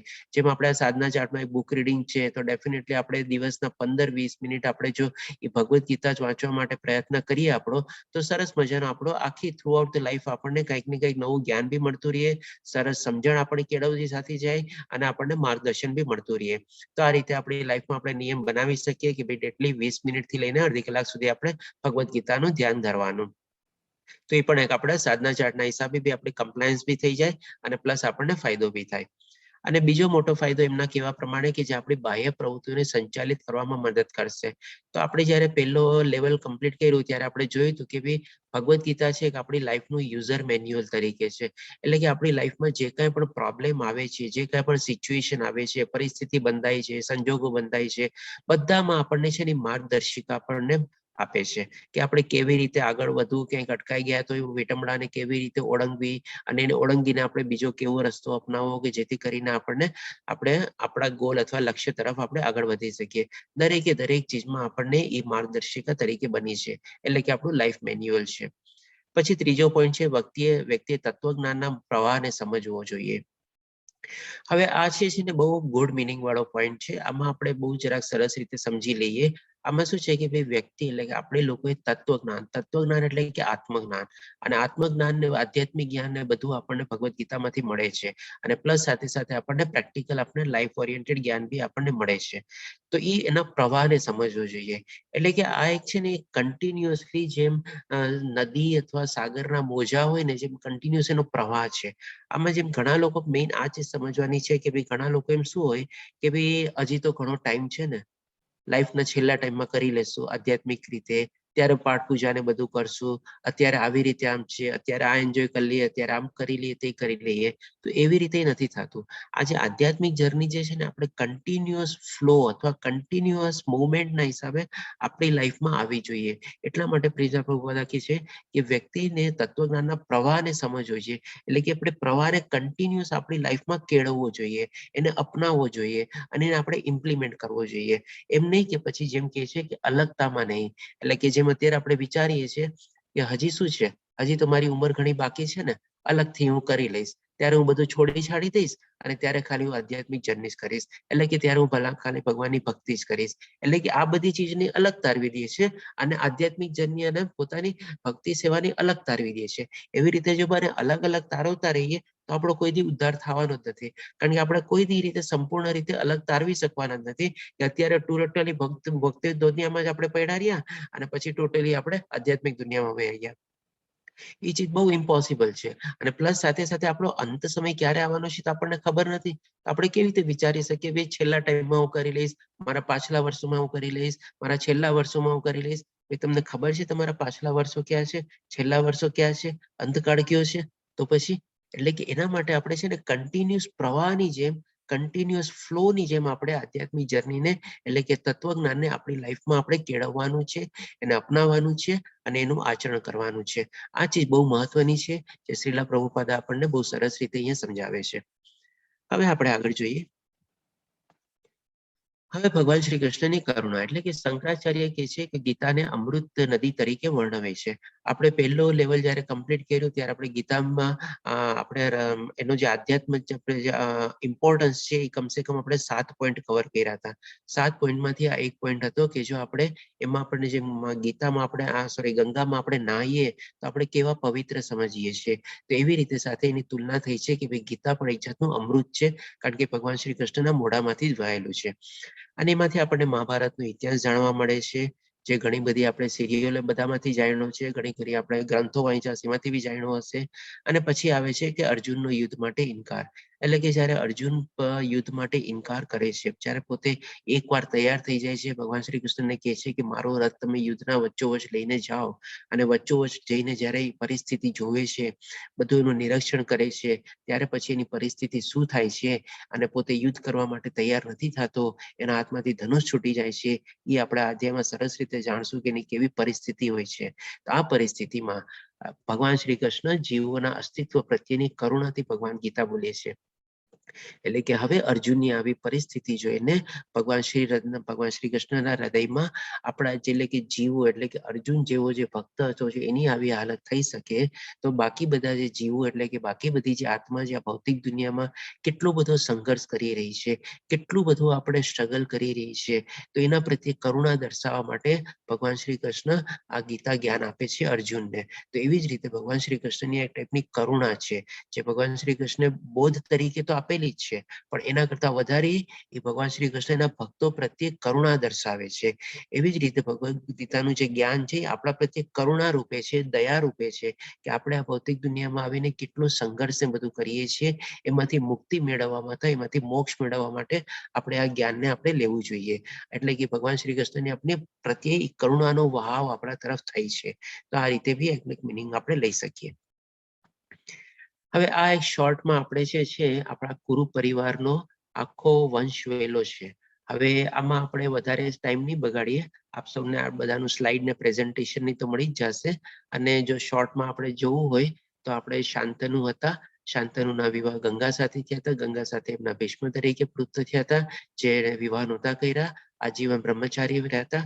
અને બીજી પત્ની એમની સત્યવતી હતી, સત્યવતી દ્વારા પરાશર અને વ્યાસ મુનિ પુત્ર થયા હતા. અને એક બીજા પુત્ર હતા આપણે કેવી વિચિત્રવીર્ય અને ચિત્રાંગદા. હવે ચિત્રાંગદાના લગ્ન અંબિકા સાથે થાય છે, વિચિત્રવીર્યના લગ્ન અંબાલિકા અને સાથે થાય છે. અને આ લોકો સાથે પોતે કોઈ ડાયરેક્ટ પુત્ર કે પુત્રી કોઈ નહોતા થયા, અને બંનેનું મૃત્યુ બહુ જલ્દી થઈ ગયું હતું.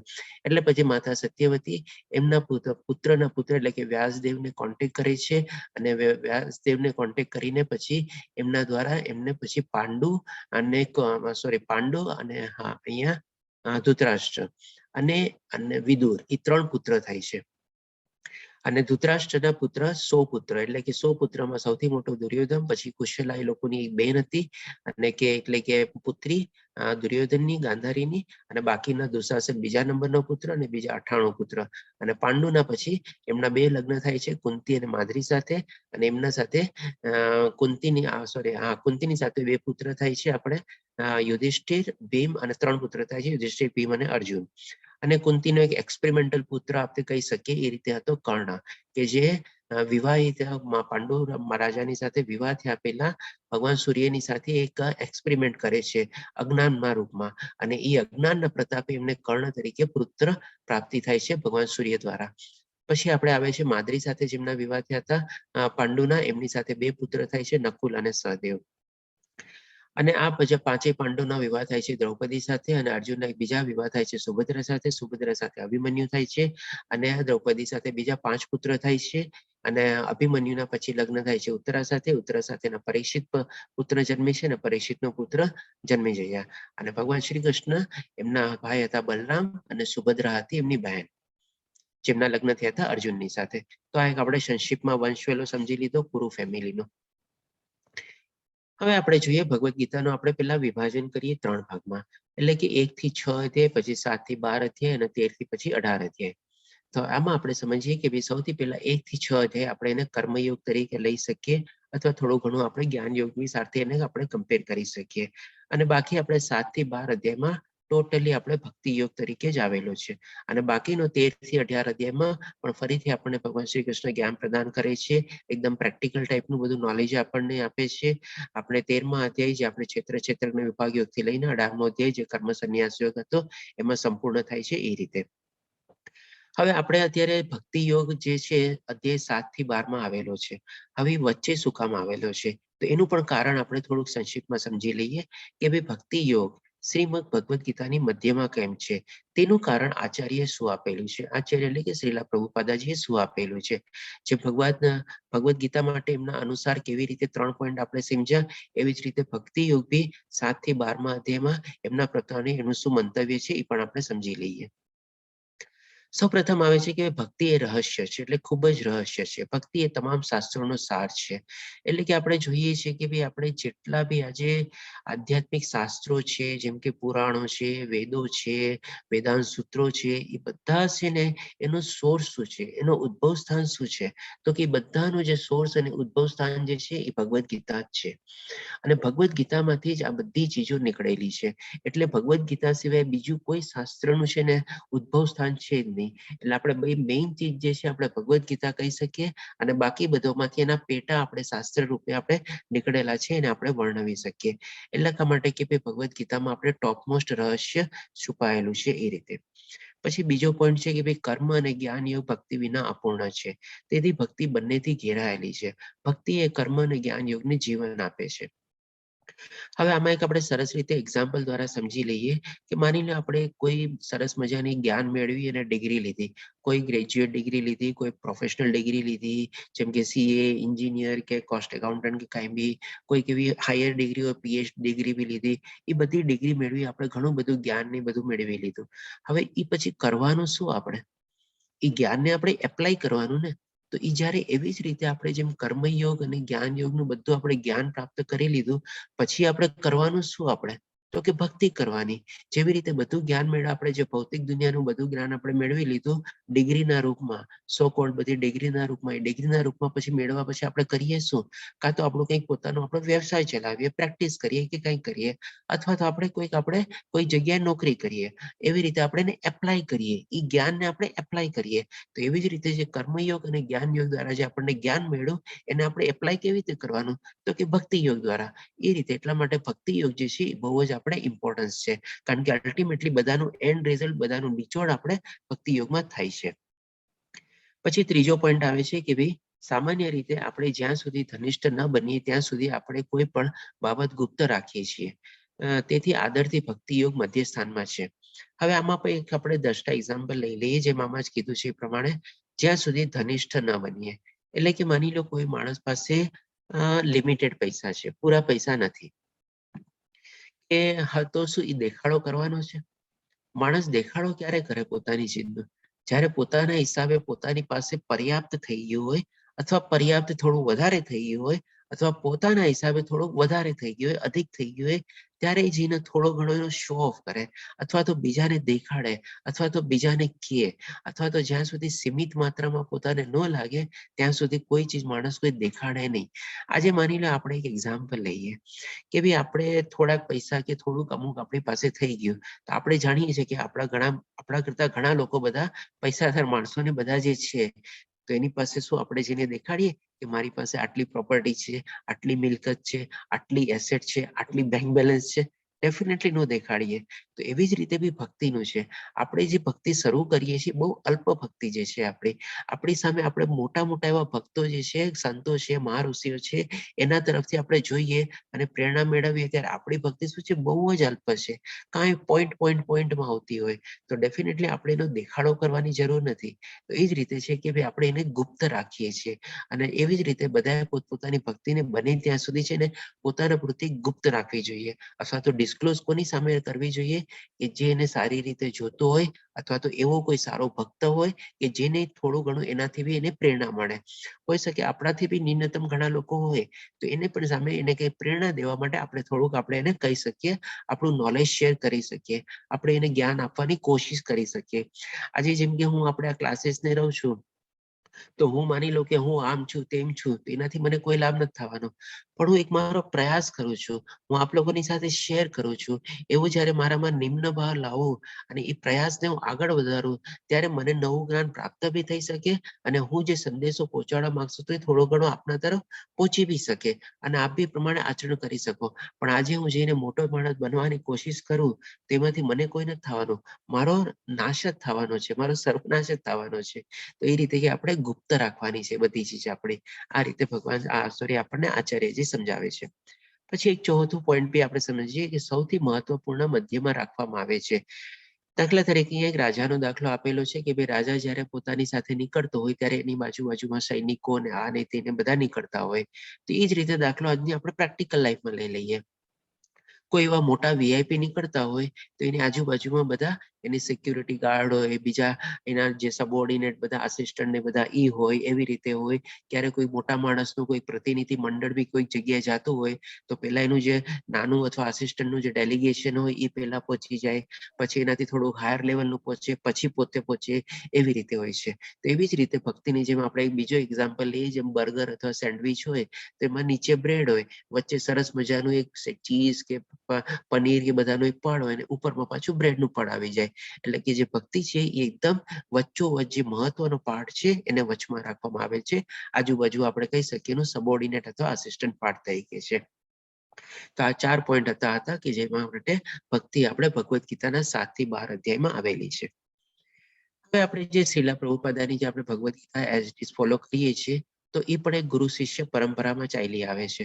તો એ ગુરુ શિષ્ય પરંપરામાં અથવા પરંપરામાં કેટલા મોટા એવા ભક્ત થઈ ગયા, અથવા જેમણે મુક્તિ મેળવેલી છે, મોક્ષ મેળવેલો છે, અથવા જે મહર્ષિ અથવા જે મોટા આચાર્ય જે થઈ ગયા, એને પણ આપણે જરા યાદ કરી લઈએ.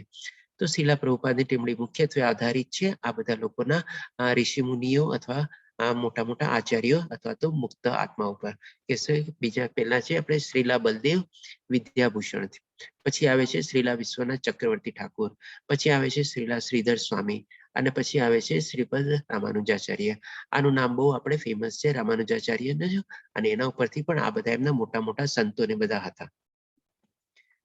હવે આપણે જાણીએ છીએ કે ભગવદ્ ગીતામાં ટોટલ 700 શ્લોક છે. 700 શ્લોકમાંથી 574 શ્લોક ભગવાન શ્રી કૃષ્ણ બોલે છે, 84 શ્લોક અર્જુન બોલે છે, 41 શ્લોક સંજય બોલે છે, અને એકમાત્ર શ્લોક છે જે આપણે કહી શકીએ ઓપનિંગ શ્લોક, એટલે કે ભગવદ્ ગીતાનો આપણે પહેલા અધ્યાયનો પહેલો શ્લોક જે છે, એકમાત્ર શ્લોક એ ધૃતરાષ્ટ્ર બોલે છે.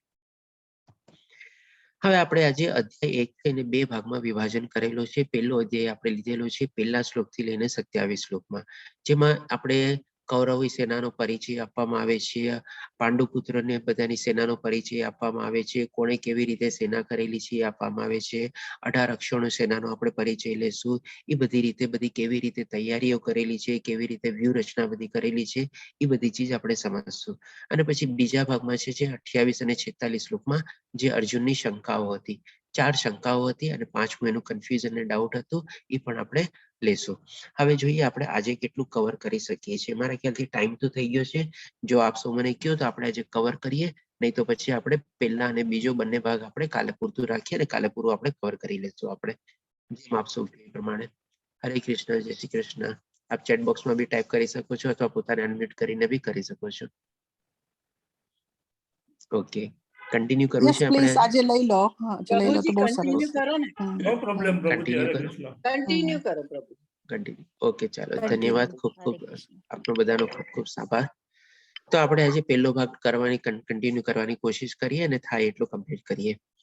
તો હવે જેમ કે આપણે પહેલા શ્લોકમાં સંજય ધૃતરાષ્ટ્રને પૂછ્યું કે તેઓએ શું કર્યું, અને પહેલો શ્લોક ઘણા લોકોને યાદ હશે કે ભાઈ શું કે છે, ધૃતરાષ્ટ્ર બોલે છે. જો કોઈને બોલવું હોય તો બોલી બી શકે છે.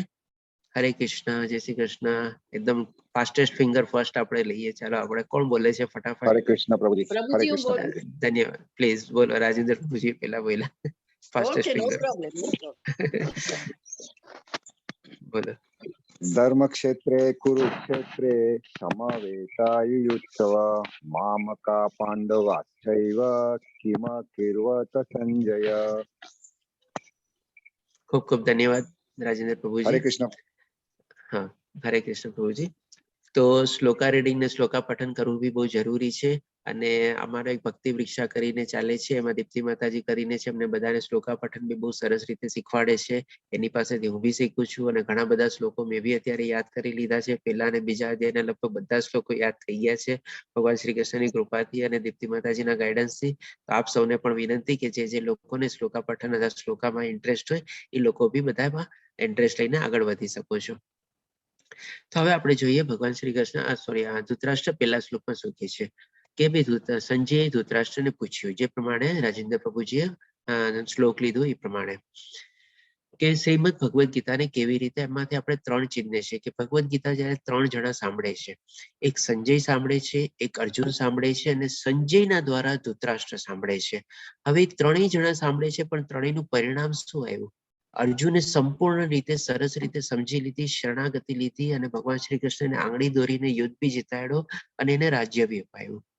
સંજયે બી સાંભળી લીધી અને 18મા અધ્યાયમાં લગભગ 3 શ્લોકમાં સંજય પોતાની સરસ રીતે વર્ણવેલી છે કે મને તો બહુ જ આનંદ અને હર્ષોલ્લાસ થાય છે, મને આટલો બધો જે ભગવાન શ્રી કૃષ્ણના મુખેથી જે અમૃત સાંભળવા મળ્યું વારંવાર સાંભળવાની ઈચ્છા થાય છે. અને પોતે ધૃતરાષ્ટ્રને ડાયરેક્ટ મેસેજ બી આપી દે છે કે તું પોતે હારી ગયો, કારણ કે જ્યાં ભગવાન શ્રી કૃષ્ણ છે ને જ્યાં અર્જુન છે એટલે કે નર અને નારાયણ છે, ત્યાં શ્રી છે અને ત્યાં જ વિજય છે. અને ત્રીજું ધૃતરાષ્ટ્રે સાંભળ્યું, એને શું લાભ થયો? કઈ નહીં, કઈ કરતા કઈ નહીં. 699 શ્લોકમાંથી એને કોઈ જાતનો કાંઈ લાભ ન થયો. અર્જુને પૂછ્યા એ પ્રશ્નો એને ન સમજાણા, ભગવાન શ્રી કૃષ્ણ જ્ઞાન આપ્યું એ બી એને ન સમજાણું અને એ જેનું જે સર્વનાશ ઉતરવાનું હતું એ જ પ્રમાણે નોતરાણું. એટલે કે કાંઈ કરતા કાંઈ લાભ ન થયો. તો આપણે પણ જે ભગવાન શ્રી કૃષ્ણ જે આપણને ભગવદ્ ગીતા અત્યારે જ્ઞાન આપણને આપી જ રહ્યા છે એ આપણે અર્જુનની રીતે આપણે સમજવાની કોશિશ કરવાની છે. એટલે આ કે પેલો પોઈન્ટ એ છે કે ભાઈ આપણે ભગવદ્ ગીતાને આપણે અર્જુનના રીતે સમજવાની છે. સૌ પ્રથમ પહેલું મોટું લર્નિંગ એ છે. પછી શું છે ધૃતરાષ્ટ્રના ભય અને ચિંતાઓ ધર્મક્ષેત્રી અંગે.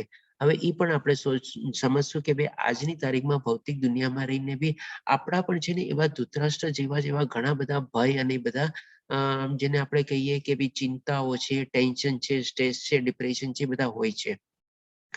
અને એ પ્રમાણે જ આપણે એને પણ સમજવાની કોશિશ કરશું. અને સાથે સાથે ધૃતરાષ્ટ્ર પાંડવોને કુરુઓથી અલગ પાડે છે. આ એક સૌથી મોટું કુકર્મ કરે છે દુર્યોધન અને એ બીજ એના મનમાં રોપાયેલું હતું. એટલે આપણે કહી શકીએ કે મહાભારતનું બીજ છે ને દુર્યોધન છે. આપણે ધૃતરાષ્ટ્ર છે અને દુર્યોધનને આપણે ગણીએ છીએ પણ એ થોડું ઘણું બેક ઓફ ધ પડદાને પાછળ વહી જાય છે. જ્યારે આપણે સાચું કારણ જાણીએ છીએ ત્યારે ધૃતરાષ્ટ્ર, એટલે કે ધૃતરાષ્ટ્ર સૌથી મોટું કારણ હતું મહાભારત સર્જાવાનું. એટલે કે એને જયારે શું કર્યું કે જેમાં આપણે જોયું ને મામકા પાંડવા, એટલે કે જેમાં આપણે પહેલા અધ્યાયમાં લીધું હતું ને કે લીંબુ નીચવવાનું કામ કરે છે એ દૂધમાં, અને જેમ દૂધ ફાટી જાય પ્રમાણે એને કુરુ વંશને 2 ઓલામાં ફાડી નાખ્યો. પાંડુપુત્ર અને મામકા એટલે કે મારા પુત્રો અને પાંડવા એટલે કે પાંડવના પુત્રો તરીકે. એટલે કે સૌથી મોટું કારણ એ બની રહે છે. તો આજની તારીખમાંથી આપણે બી જોઈએ છીએ કે જ્યાં જ્યાં આવા 2 ભાઈઓ વચ્ચે ઝઘડા હોય છે ત્યાં મહાભારત સર્જાય છે ને સર્જાય છે ને સર્જાય જ છે. અને સૌથી મોટું જેમ છે કે પહેલો પોઈન્ટ એ છે અર્જુનની જેમ આજની તારીખમાં બી આપણે એવા ઘણા બધા ભૌતિક દુનિયામાં પ્રશ્નોની બધા જે છે એ આપણને ભગવાન શ્રી કૃષ્ણ ક્લિયર કરે છે. તો આ રીતે આપણે જો ભગવદ્ ગીતાને આખી સમજવાની કોશિશ કરશું તો આપણે જે લેવલ 2 જે છે આપણું આખું આપણી લાઈફનું બી આપણે છે ને એનાલિસિસ કરતા જશું. જેમ આપણે શ્લોકનું એનાલિસિસ કરશું ને એવી રીતે આપણા લાઈફનું બી છે ને એનાલિસિસ અને પૃથ્થકરણ થતું રહેશે. અને એમાંથી આપણે જેમ જેમ સમજીને આગળ વધશું એમાં આપણી લાઈફને બી આપણે સમજીને આગળ વધશું તો જે કાંઈ પણ આપણી બાકીની જે લાઈફ છે એમાં આપણે આપણો ઉદ્ધાર તરફ આપણે આગળ વધી શકશું. આ રીતે મેઇન હેતુ છે પહેલા શ્લોકમાંથી આપણે સમજવાનો. હવે જોઈએ બીજા શ્લોકમાં. પાંડવોની લશ્કરી રચના સુધી પહોંચ્યા પછી દુર્યોધન દ્રોણાચાર્યનો સંપર્ક કરે છે. એટલે કે ત્યાર પછી દુર્યોધન દ્રોણાચાર્ય જે એમના ગુરુ છે એની પાસે જાય છે અને દુર્યોધનને રાજા તરીકે સંબોધવામાં આવ્યો. એટલે કે દુર્યોધન ત્યારે ઓલરેડી આપણે શું છે કે ભાઈ થોડો ઘણો સ્ટ્રેસ, ટેન્શન અને ડિપ્રેશનમાં હતો અને સાથે સાથે નિરાશ બી હતો. તો હવે જેમ આપણે કહીએ ને કે ઘણા લોકો એવા પોઝિશનમાં આપણી પાસે આવે ત્યારે આપણે એને પ્રોત્સાહન આપવા માટે શું કરીએ, થોડું ઘણું એને સારું લાગતું હોય એ પ્રમાણે બોલી દઈએ. એ પ્રમાણે શું છે ગુરુ દ્રોણાચાર્ય એને રાજા તરીકે સંબોધે છે. એટલે કે હલકું પ્રોત્સાહન અથવા આપણે કે ને પીઠ પાછળ થાબડવા જેવું આપણે કામ જેવું કરે છે. ઓકે. પછી જે દુર્યોધન હોવા છતાં તેમણે સલાહ ભય માટે સેનાપતિનો સંપર્ક કરવો પડે છે. તો આ રીતે પણ આજે આપણે ઘણી વાર હોઈએ છીએ આપણી લાઈફમાં કે ભાઈ દુર્યોધન જે સ્થિતિમાં હતો, જે પરિસ્થિતિમાં હતો, પોતે અંદરથી ગભરાયેલો હતો, ભયભીત હતો, પોતે ચિંતા થતો, પોતે ટેન્શનમાં હતો, પોતે ભયમાં બી હતો. તો હવે આવી સ્થિતિમાં આપણે કોને કોન્ટેક્ટ કરીએ કે ભાઈ આપણા જે કઈ ગુરુ જે હોય એને આપણે જઈને કોન્ટેક્ટ કરીએ, અથવા આપણે સારું જેને જ્ઞાન મેળવેલું હોય એને જઈને આપણે કોન્ટેક્ટ કરીએ અને એની પાસેથી આપણે સલાહ સૂચન મેળવવાનો આપણે કોશિશ કરીએ અને એ રીતે આપણે એનો સંપર્ક કરીને એની પાસેથી જે આપણને માર્ગદર્શન મળે એ આપણે કેળવવાની કોશિશ કરીએ. એટલા માટે ત્યારે દુર્યોધન એના સેનાપતિ પાસે જાય છે. પણ હવે જેમ કે ને કે બધા જે અસુરી ગુણોથી ભરેલા હોય એની પાસે જાય, પણ એનું આદર કરવાની બદલે એને અનાદર કરતા હોય અને ઉલટી બધી રીતે સંબોધે. તો એ બધી ચીજે બી આપણે અહીંયાથી હવે જાણશું. આપણે હવે ત્રીજા શ્લોકમાં ફરીથી આપણે શું છે કે ભાઈ દુર્યોધન નિષ્ણાત રાજકારણી અને રાજનીતિજ્ઞ તો છે, માની લીધું, અને એ જ એને રાજનીતિની બધા કારણે જેને પોતે પોતાની જાતને યુદ્ધ ભૂમિ પર લાવી દીધી. આજે જો એને એ બધી એવી રાજનીતિ જે આપણે અને જે રાજકારણી બધી વાપરી એને જો સારી રીતે વાપરી હોત તો એની પણ ઉદ્ધાર થઈ શકત. પણ એને શું આપણે ઉલટી રીતે વાપરી, એટલે કે કુનીતિ અને કપટ તરીકે વાપરી પાંડવોની અગેન્સ્ટમાં, અને એ જ એને લાવીને ઉભો રાખે છે યુદ્ધ ભૂમિના અત્યારે મોડ ઉપર. તો આવી જ રીતે પણ આપણી જયારે બુદ્ધિ આપણે સારી રીતે વાપરીએ ને ત્યારે આપણો ઉદ્ધાર થઈ શકીએ. પણ આપણે એને કુનીતિ, કપટ, વેર, વ્યવહાર, રાગ, દેશ, ક્રોધ એ બધી ચીજમાં જયારે વાપરીએ ત્યારે આપણું સર્વનાશ થવાનું જ છે. આપણે પણ એવી યુદ્ધ ભૂમિમાં જઈને ઉભા રહેવાના છીએ અને જયારે આપણી સહાયતા માટે ખાલી કહેવાતા બધા સહાયક હશે, પણ અંદરથી લોકોની પણ બધાને આપણા પ્રત્યે કોઈ લાગણી કેવી રહેતી નથી. પછી ધૃષ્ટદ્યુમ્ને દ્રુપદનો પુત્ર તેમનો શત્રુ તરીકે દ્રોણને ઉશ્કેર્યો. એટલે કે ત્યારે જેમ કીધું ને કે ભાઈ એ સેનાપતિ પાસે તો જાય છે ત્યારે એને આદર આપીને એના પગે પડીને એની પાસેથી આશીર્વાદ લેવા જોઈએ, એની બદલે શું છે એને ઉશ્કેરે છે, એને એક્સાઇટ કરે છે અને એને એની દુશ્મની યાદ દેવડાવે છે. કોની સાથેની દુશ્મની હતી તો કે ભાઈ એનો જે મિત્ર હતો દ્રુપદ, એક પોઈન્ટમાં બંને બહુ સારા મિત્ર હતા, પણ પછીથી કોઈ બનાવ બંને વચ્ચે બન્યો અને જેથી બંને દુશ્મન થઈ ગયા.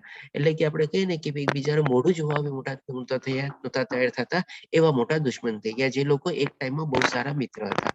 હવે દ્રુપદનો પુત્ર ધૃષ્ટદ્યુમ્ન, હવે એની પણ આખી હિસ્ટ્રી છે. હવે દ્રુપદનો પણ એક મેઇન શું મોટિવ થઈ ગયો હતો લાઈફમાં કે ભાઈ મારે દ્રોણાચાર્યનો વધ કરવો. હવે દ્રોણાચાર્યના વધ કરવા માટે એ યજ્ઞ કરે છે અને યજ્ઞ દ્વારા એને ધૃષ્ટદ્યુમ્ન પુત્ર તરીકે પ્રાપ્ત થાય છે અને દ્રૌપદી બી પુત્રી તરીકે પ્રાપ્ત થાય છે. હવે ધૃષ્ટદ્યુમ્ન જે છે એ સેનાપતિ કોનો હતો તો કે સામે પાંડવ સેનાનો. એટલે કે હવે આવી જે ઈર્ષ્યા ભાવના અને દુશ્મની ભાવના જઈને એ ગુરુ દ્રોણાચાર્યને દુર્યોધન યાદ દેવડાવે છે, અરે ભાઈ આ ટાઈમમાં તારે એનાથી શું મતલબ છે, તું બી તારું વિચાર, એના પગે પણ આશીર્વાદ મેળવ, માર્ગદર્શન મેળવ અને તારું યુદ્ધ લડ. એની બદલે એ નહીં. એટલે કે ને આપણે અસુરી બુદ્ધિ બધી, એટલે વિપરીત કાળે બધી બુદ્ધિ બી ઉલટી જ ચાલે. એવી રીતે જેને દ્રોણાચાર્યને ઉશ્કેરે છે અને કહે છે કે જો સામે જો કોણ છે તો કે પેલા એને દુશ્મન પોતાની હાથ દેવડાવ્યો. દુશ્મન કોણ તો કે ભાઈ દ્રુપદ. પછી એને કે છે એનો પુત્ર. હવે એનો પુત્ર દ્રોણાચાર્યને બી ખબર હતી કે ભાઈ દ્રુપદે આ પુત્ર મેળવ્યો છે ને જે મારો વધ કરવાનો છે, એટલે કે એને એનો યાદ દેવડાવે છે. શું ફાયદો મળ્યો દુર્યોધન આ બધું કહીને? કઈ ફાયદો મળ્યો? કઈ નહીં. તેમ છતાં બી એ જ રીતે. પછી ધૃષ્ટદ્યુમ્ને દ્રોણાચાર્ય તાલીમ આપી હતી. જેવો તેનું તાલીમ પરણું તેનું ભૂલ દર્શાવી હતી. એટલે કે હવે પાછી પહેલા તો એના મનમાં એવી દુશ્મની પ્રગટાવી, એને એક્સાઇટ કર્યો અને સાથે સાથે હવે એને પછી ઓર કે છે કે જો તમે કેવી મોટી ભૂલ કરી. એટલે એના ગુરુને જઈને કહે છે કે તમે મોટી કેવી ભૂલ કરી. કારણ કે ધૃષ્ટદ્યુમ્ને બી તાલીમ અથવા શિક્ષા ગુરુ દ્રોણાચાર્ય જ આપેલી હતી અને આજે એ જ એનો શિષ્ય એની સામેની સેનાનો સેનાપતિ તરીકે ઉભેલો છે. એટલે કે હવે એની ભૂલ દર્શાવે છે. ભૂલ ઉપર ભૂલ, ભૂલ ઉપર ભૂલ, ભૂલ ઉપર ભૂલ. તમે જો કેવી રીતે કરતો જાય છે. પછી ધૃષ્ટદ્યુમ્ન હંમેશા દ્રોણાચાર્યના શિષ્ય છે, તેથી ગુરુ હંમેશા નિષ્ણાત હોય છે. ગુરુ તો નિષ્ણાત હોય જ છે, તેમ છતાં પણ આ એને પોતાની ભૂલ બતાવે છે દ્રોણાચાર્ય, દુર્યોધન ગુરુ દ્રોણાચાર્યને. પછી તેવી જ રીતે પાંડવોને પણ દ્રોણાચાર્ય દ્વારા તાલીમ આપવામાં આવતી તેમણે લડાઈમાં ઉદાર ન રહેવું જોઈએ. હવે આ ચીજ જરાક આપણે સમજી લઈએ. તેમણે લડાઈમાં ઉદાર ન રહેવું જોઈએ. આનો મતલબ શું? હવે આનો મતલબ એ કે ભાઈ પાંડવને બી તો ગુરુ દ્રોણાચાર્ય તાલીમ આપેલી હતી, ધૃષ્ટદ્યુમ્નને બી તેની તાલીમ આપેલી હતી, પણ હવે જ્યારે છે ને તમારી સામે સ્વધર્મનો પ્રશ્ન આવે ને ત્યારે તમારે સામે કોઈ જોવું ન જોઈએ કે મારો કોણ છે. આજે ઘણીવાર એવી સિચ્યુએશન, એવી પરિસ્થિતિ બંધાઈ જતી હોય છે કે ભાઈ આપણને ડાઉટ થાય, કન્ફ્યુઝન થાય અથવા ક્લેરિટી ન જન્મે કે ભાઈ મારે આ કરવું કે ન કરવું, મારે આ યુદ્ધ લડવું કે ન લડવું, મારી સામે આ પરિસ્થિતિ છે તો મારે એને કરવો કે ન કરવો. અમને બહુ સરસ મજાનું એક દ્રષ્ટાંત આપું છું. ઘણા લોકો આપ હિન્દી મૂવી જોતા હશો, એ બહુ જૂનું મૂવી છે. એક અમિતાભ બચ્ચનનું મૂવી હતું અને દિલીપ કુમારનું મૂવી હતું. દિલીપ કુમાર અમિતાભ બચ્ચનનો ફાધર હોય છે અને મૂવીનું નામ હતું મારા ખ્યાલથી શક્તિ મૂવી હતું. તો હવે અમે દિલીપ કુમાર ઇન્સ્પેક્ટર હોય છે અને અમિતાભ બચ્ચન કોઈ ગેરમાર્ગે વયો જાય છે. તો હવે જ્યારે એના ઇન્સ્પેક્ટર તરીકેનો જે સ્વધર્મ આવે છે ત્યારે પણ એના પુત્રને અમિતાભ બચ્ચનને બી ગોળી મારતા અને એને હથકડી પહેરાવતા બી પોતે ગભરાતો નથી અને પોતે ડરતો નથી, પોતાના સ્વધર્મ ઉપર ટકેલો રહે છે. તો આવી રીતે પણ એનો મતલબ એ છે કે ભાઈ તેમણે લડાઈમાં ઉદાર ન રહેવું જોઈએ. એટલે કે આપણે પછી ચાલો ને છોડી દો ને જવા દો ને એ નહીં, કે ભાઈ મારો સ્વધર્મ અત્યારે જે છે અને પ્લસ પાછું ભગવાન શ્રી કૃષ્ણ એને સૂચવે બી છે અને માર્ગદર્શન બી આપે છે. એટલે ભગવાન શ્રી કૃષ્ણના સૂચવેલા રસ્તા ઉપર અર્જુન ચાલે છે અને એ પ્રમાણે એવી ઉદારતા ન દેખાડવી જોઈએ કે ચાલો છોડી દો, જવા દો, મને નિયર્થા મારી નાખે તો હું મરી જવા તૈયાર છું ને એવું બધું ન રાખવું જોઈએ. એટલે કે પોતાનો સ્વધર્મ નિભાવતી વખતે ક્યારેક કોઈ એવી કોઈ ઉદારતા ન દેખાડવી જોઈએ. જે પ્રમાણે એ મૂવીમાં બી શક્તિ કપૂર દિલીપ કુમાર કોઈ એવી ઉદારતા નથી દેખાડતો અને એના પુત્રને બી એ પકડે છે અથવા ગોળી મારવા માટે બી પોતે કમ્પલસરી બાધ્ય થાય છે. તો આવી રીતે આપણે પણ આપણી લાઈફમાં સમજવું જોઈએ કે આપણે સ્વધર્મ માટે કોઈ બી આપણને આડે આવે, જો એ આપણે ભગવાનનો સૂચવેલો સારું કર્મ કરતા હોઈએ તો આપણે એમાં ક્યારેય આપણે કન્ફ્યુઝ ન થવું જોઈએ અને આપણે એ ધર્મ પણ એ રસ્તા ઉપર આપણે પોતાના નિશ્ચય ઉપર આપણે રહીને આગળ વધવું જ જોઈએ. આ રીતે એનો મતલબ છે આપણે કે લડાઈમાં ઉદાર ન, એમાં ક્યાંય બી આપણે છૂટછાટ અથવા લિબર્ટી ન મેળવવી જોઈએ. હવે આપણે જોઈએ બીજા શ્લોકમાં આગળમાં. દુર્યોધન નિષ્ણાત આચરણની છે, એટલે કે આપણે પેલા બીજા અને ત્રીજા શ્લોકનું સમરી આવી ગઈ છે આપણે એ રીતે છે. હવે અહીંયા આપણે 18 અક્ષોણીની આપણે ડેફિનેશન આવે છે કે 18 અક્ષોણી આપણે શું છે, કેવી રીતે 18 અક્ષોણીનો ભાગ પડેલો છે. તો આ આપણે જોઈ લઈએ. તો સૌથી પહેલા તો એક અક્ષોણીની ડેફિનેશન જોઈએ. આમાં આપણે જાણીએ છીએ કે પાંડવો પાસે 7 અક્ષોણી હતી અને કૌરવો પાસે 11 અક્ષોણીની સેના હતી. અને એક અક્ષોણીની સૌથી પહેલા આપણે જોઈ લઈએ કે એક અક્ષોણી એટલે કે 21,870 રથ. એટલે કે રથ એટલે કે જેને ઓલા ઘોડા લોકો જે તાણતા હોય અને પાછળ પૈયા હોય, સરસ મજાની બેક સીટ, ફ્રન્ટ સીટ ને બધું હોય એવી રીતે. અને પણ રથ એ બધા બહુ હેવી બધા હોઈ શકે. આપણે કમ્પેરિઝન કરી શકીએ મોટું ટ્રેલર અથવા લોરીની સાથે, એના કરતા બી વધારે પાવરફુલ હોય. અને પછી આપણે 21,870 હાથીઓ, અને હાથીઓ ઉપર બી સરસ મજાની અંબાણી ને બધું હોય, ઓલી જેના બેસવાની સીટ ને બધું હોય એને આપણે. પછી આપણે 65,610 ઘોડાઓ અને 1,09,350 પગપાળા સૈનિકો, એટલે કે જે આપણે પગ ઉપર પોતાના જમીન ઉપર ચાલતા હોય અને હાથમાં હથિયારો લઈને ચાલતા હોય. આ બધું ચીજ થાય ત્યારે એને કહેવાય એક અક્ષોણી સેના. એવી 7 અક્ષોણીની સેના હતી પાંડવ પાસે, 11 અક્ષોણીની સેના હતી કૌરવ પાસે. હવે પાંડવ સેનાના આપણે સેનાપતિ હતા ધૃષ્ટદ્યુમ્ન અને કૌરવ સેનાના સૌ પ્રથમ સેનાપતિ હતા ભીષ્મ. ભીષ્મ જ્યારે પછી બાણશૈયા ઉપર લેટી જાય છે ત્યારે પછી દ્રોણાચાર્ય સેનાપતિ બને છે અને દ્રોણાચાર્યનું જ્યારે વધ થાય છે ધૃષ્ટદ્યુમ્ન દ્વારા, ત્યાર પછી કર્ણ સેનાપતિ બને છે. કારણ કે ભીષ્મ અને દ્રોણે બંને કીધેલું હતું કે જ્યાં સુધી અમે લોકો છીએ, એટલે કે કર્ણ અને અમે લોકો સેનાપતિ આપણે, એટલે કે ઈ જો લડશે તો અમે લોકો નહીં લડીએ. હવે દુર્યોધન પાસે બીજો કોઈ ઓપ્શન હતો નથી એને બાદ દેવા માટે. એટલે કે જ્યારે આ બંને યુદ્ધભૂમિમાંથી બાદ થઈ જાય છે ત્યાર પછી કર્ણની એન્ટ્રી થાય છે યુદ્ધભૂમિમાં. એટલે ત્યાં સુધી કર્ણ યુદ્ધભૂમિમાંથી એબસન્ટ હતા. એના તો સેનાપતિ કે કાંઈ નહોતા, એ યુદ્ધ લડ્યા જ નહોતા ત્યાં સુધી, જ્યાં સુધી ભીષ્મ અને દ્રોણ યુદ્ધભૂમિ ઉપર આધાર હતા ત્યાં સુધી. પછી કર્ણની એન્ટ્રી થાય છે અને એન્ટ્રી સીધી સેનાપતિ તરીકે થાય છે. અને કર્ણનો જ્યારે વધ થાય છે અર્જુન દ્વારા, ત્યાર પછી શલ્ય, એટલે કે શલ્ય જે આપણે નકુલ અને સહદેવના જે મામા હતા એ શલ્ય, જે આપણે એક ટાઈમમાં કર્ણના સેનાપતિ હતા.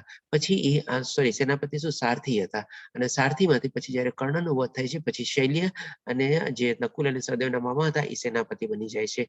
અને આની પાછળ એક કહાણી છે આખું, કળ અને છળ કપટથી એને પોતાની કૌરવોની સેનામાં સામેલ કરવામાં આવેલા હતા અને આખી સેના બી ટાઈપમાં લેવામાં આવેલી હતી દુર્યોધન દ્વારા.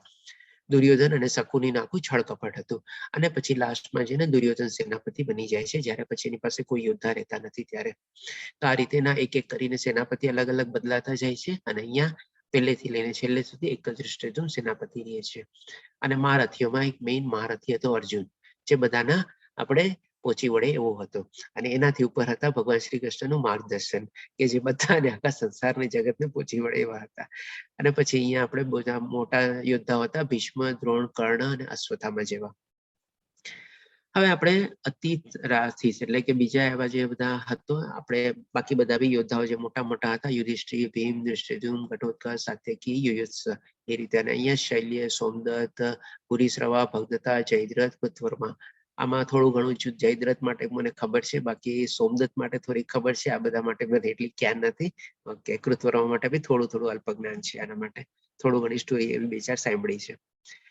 હવે આ રીતે બી આપણે જોઈએ કે ભાઈ હવે એ રીતે આપણે જે એક અક્ષોણી સેના છે એનો એરેન્જમેન્ટ ની બધી કેવી રીતે હોય છે કે સૌથી પહેલા શું છે એના એક નો વિભાગ થાય છે, એને સબ પાર્ટ એટલે કે એક મેઇન આપણે અક્ષોણી થઈ હવે એના બધા સબ પાર્ટ આવે છે કે સૌથી પહેલા પાથી એટલે કે જેમાં એક રથ હોય, એક રથની સાથે એક હાથી હોય, એક હાથીની સાથે 3 સૈનિક ઘોડા હોય, 3 સૈનિક ઘોડાની સાથે 5 પાયદળ સૈનિકો જે પદ ઉપર ચાલતા હોય, આને કહેવાય છે પાથી પાથ એટલે કે એક એરેન્જમેન્ટ થઈ. હવે આનાથી એક ઉપર મોટી એરેન્જમેન્ટ હોય જેને કહેવાય સેનામુખી. સેનામુખીમાં આવી રીતે 3 રથ હોય, 3 પછી 3 હાથી 9 એટલે કે આ રીતે એનાથી ઉપરની એરેન્જમેન્ટ, પછી એનાથી ઉપરની એવી રીતે બધા અહીંયા નામ આવેલા છે. અને એ રીતે આપણે જ્યારે એડ કરીએ ત્યારે બધું કરીને એક આખી એક અક્ષોણીની સેના બને અને એક અક્ષોણી અંદરમાં તમે બધા રથ અને એનું એડ કરશો તો એ રથ તમારે મળશે 21,870 રથ, હાથીનો રથ મળશે આ ટોટલ આવશે, ઘોડાઓનો ટોટલ આ આવશે તમારે અને બધા સૈનિકોનો ટોટલ મારશો આ કોલમ પ્લસ આ કોલમને તમે ટોટલ મારશો ત્યારે તમારે આ 1,09,000 આપણા પાયદળ સૈનિકોનો ટોટલ આવી જશે. આપણે આ જસ્ટ એક ન્યુમરોલોજી છે, જેને જેને ઇન્ટરેસ્ટ હોય એ પ્રમાણે લઈ શકીએ છીએ આપણે.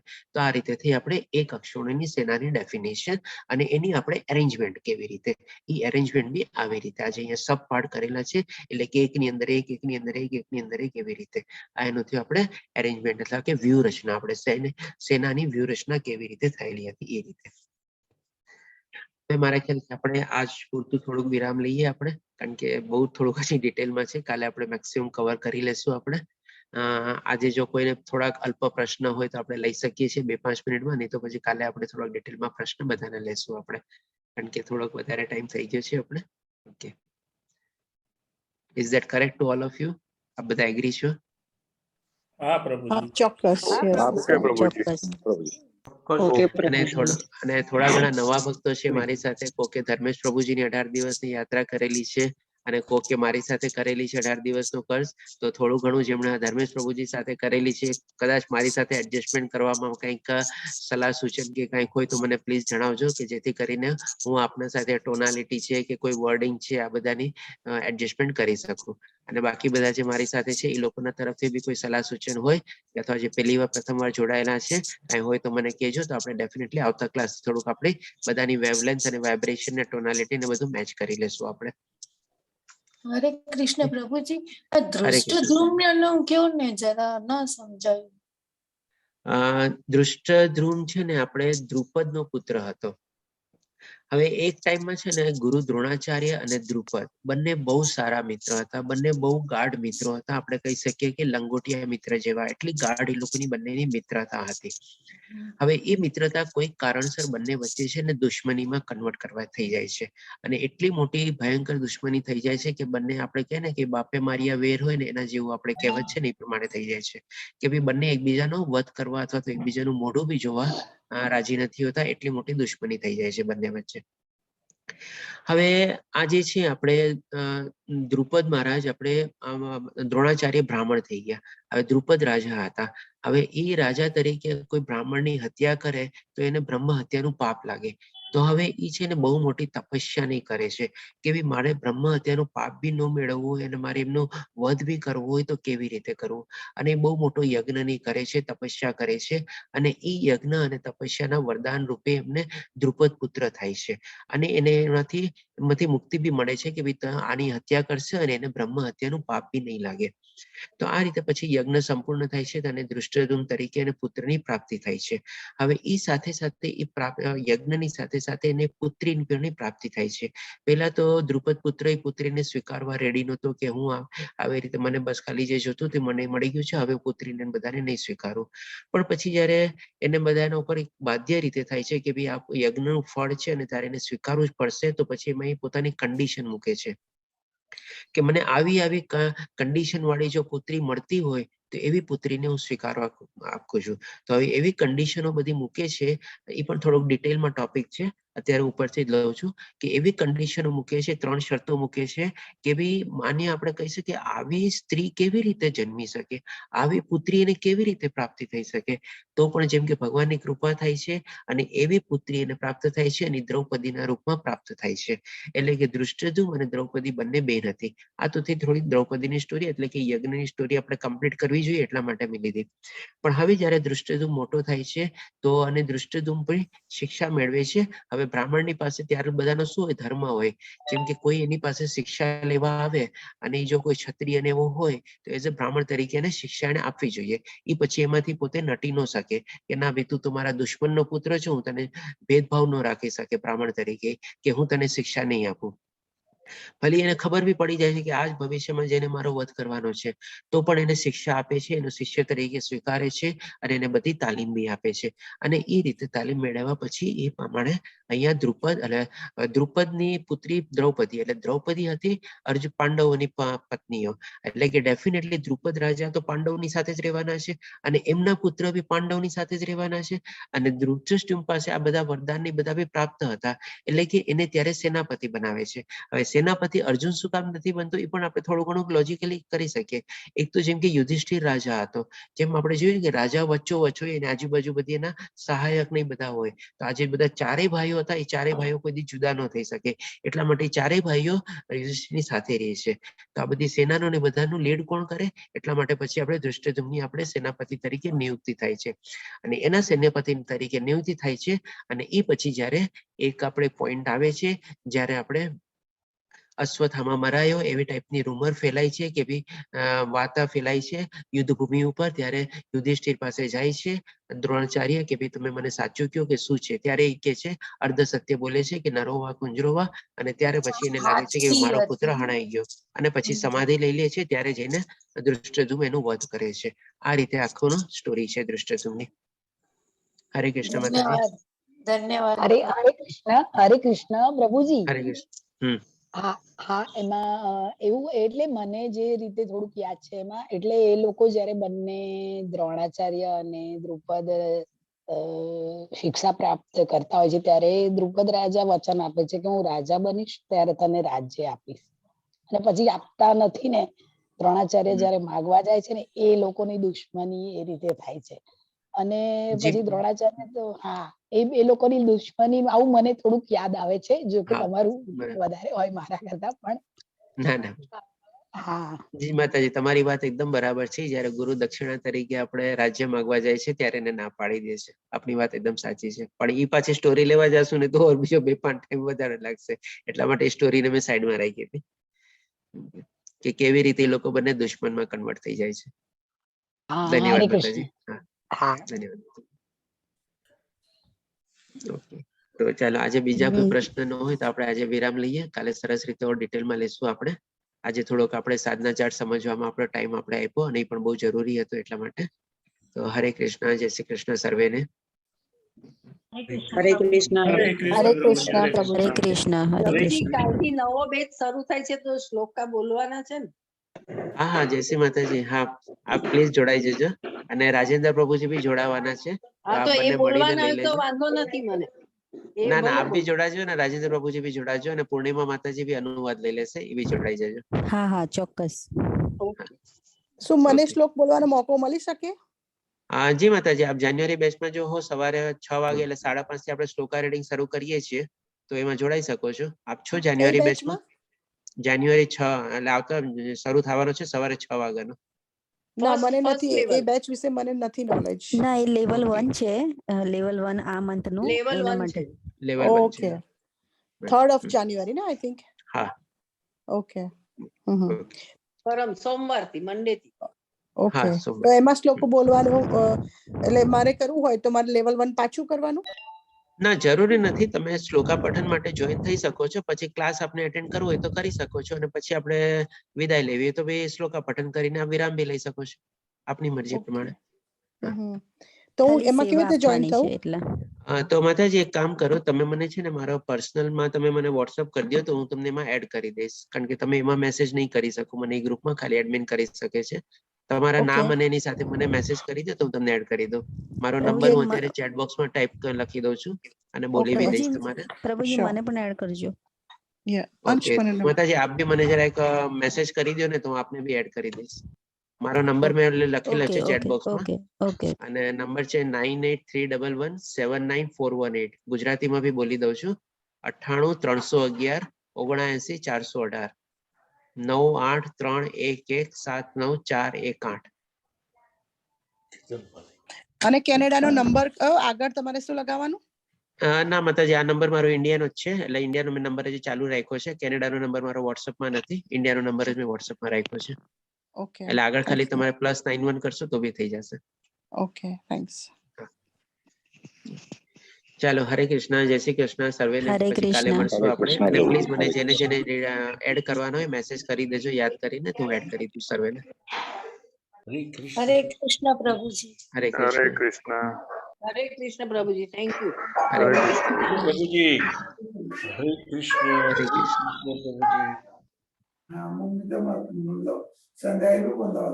હરે કૃષ્ણ પ્રભુજી. હરે કૃષ્ણ. હરે કૃષ્ણ પ્રભુજી. હરે કૃષ્ણ. संध्याकाळी आलं होतं रिक्षा टेन्शन जे पब्लिक मध्ये गाड्यावर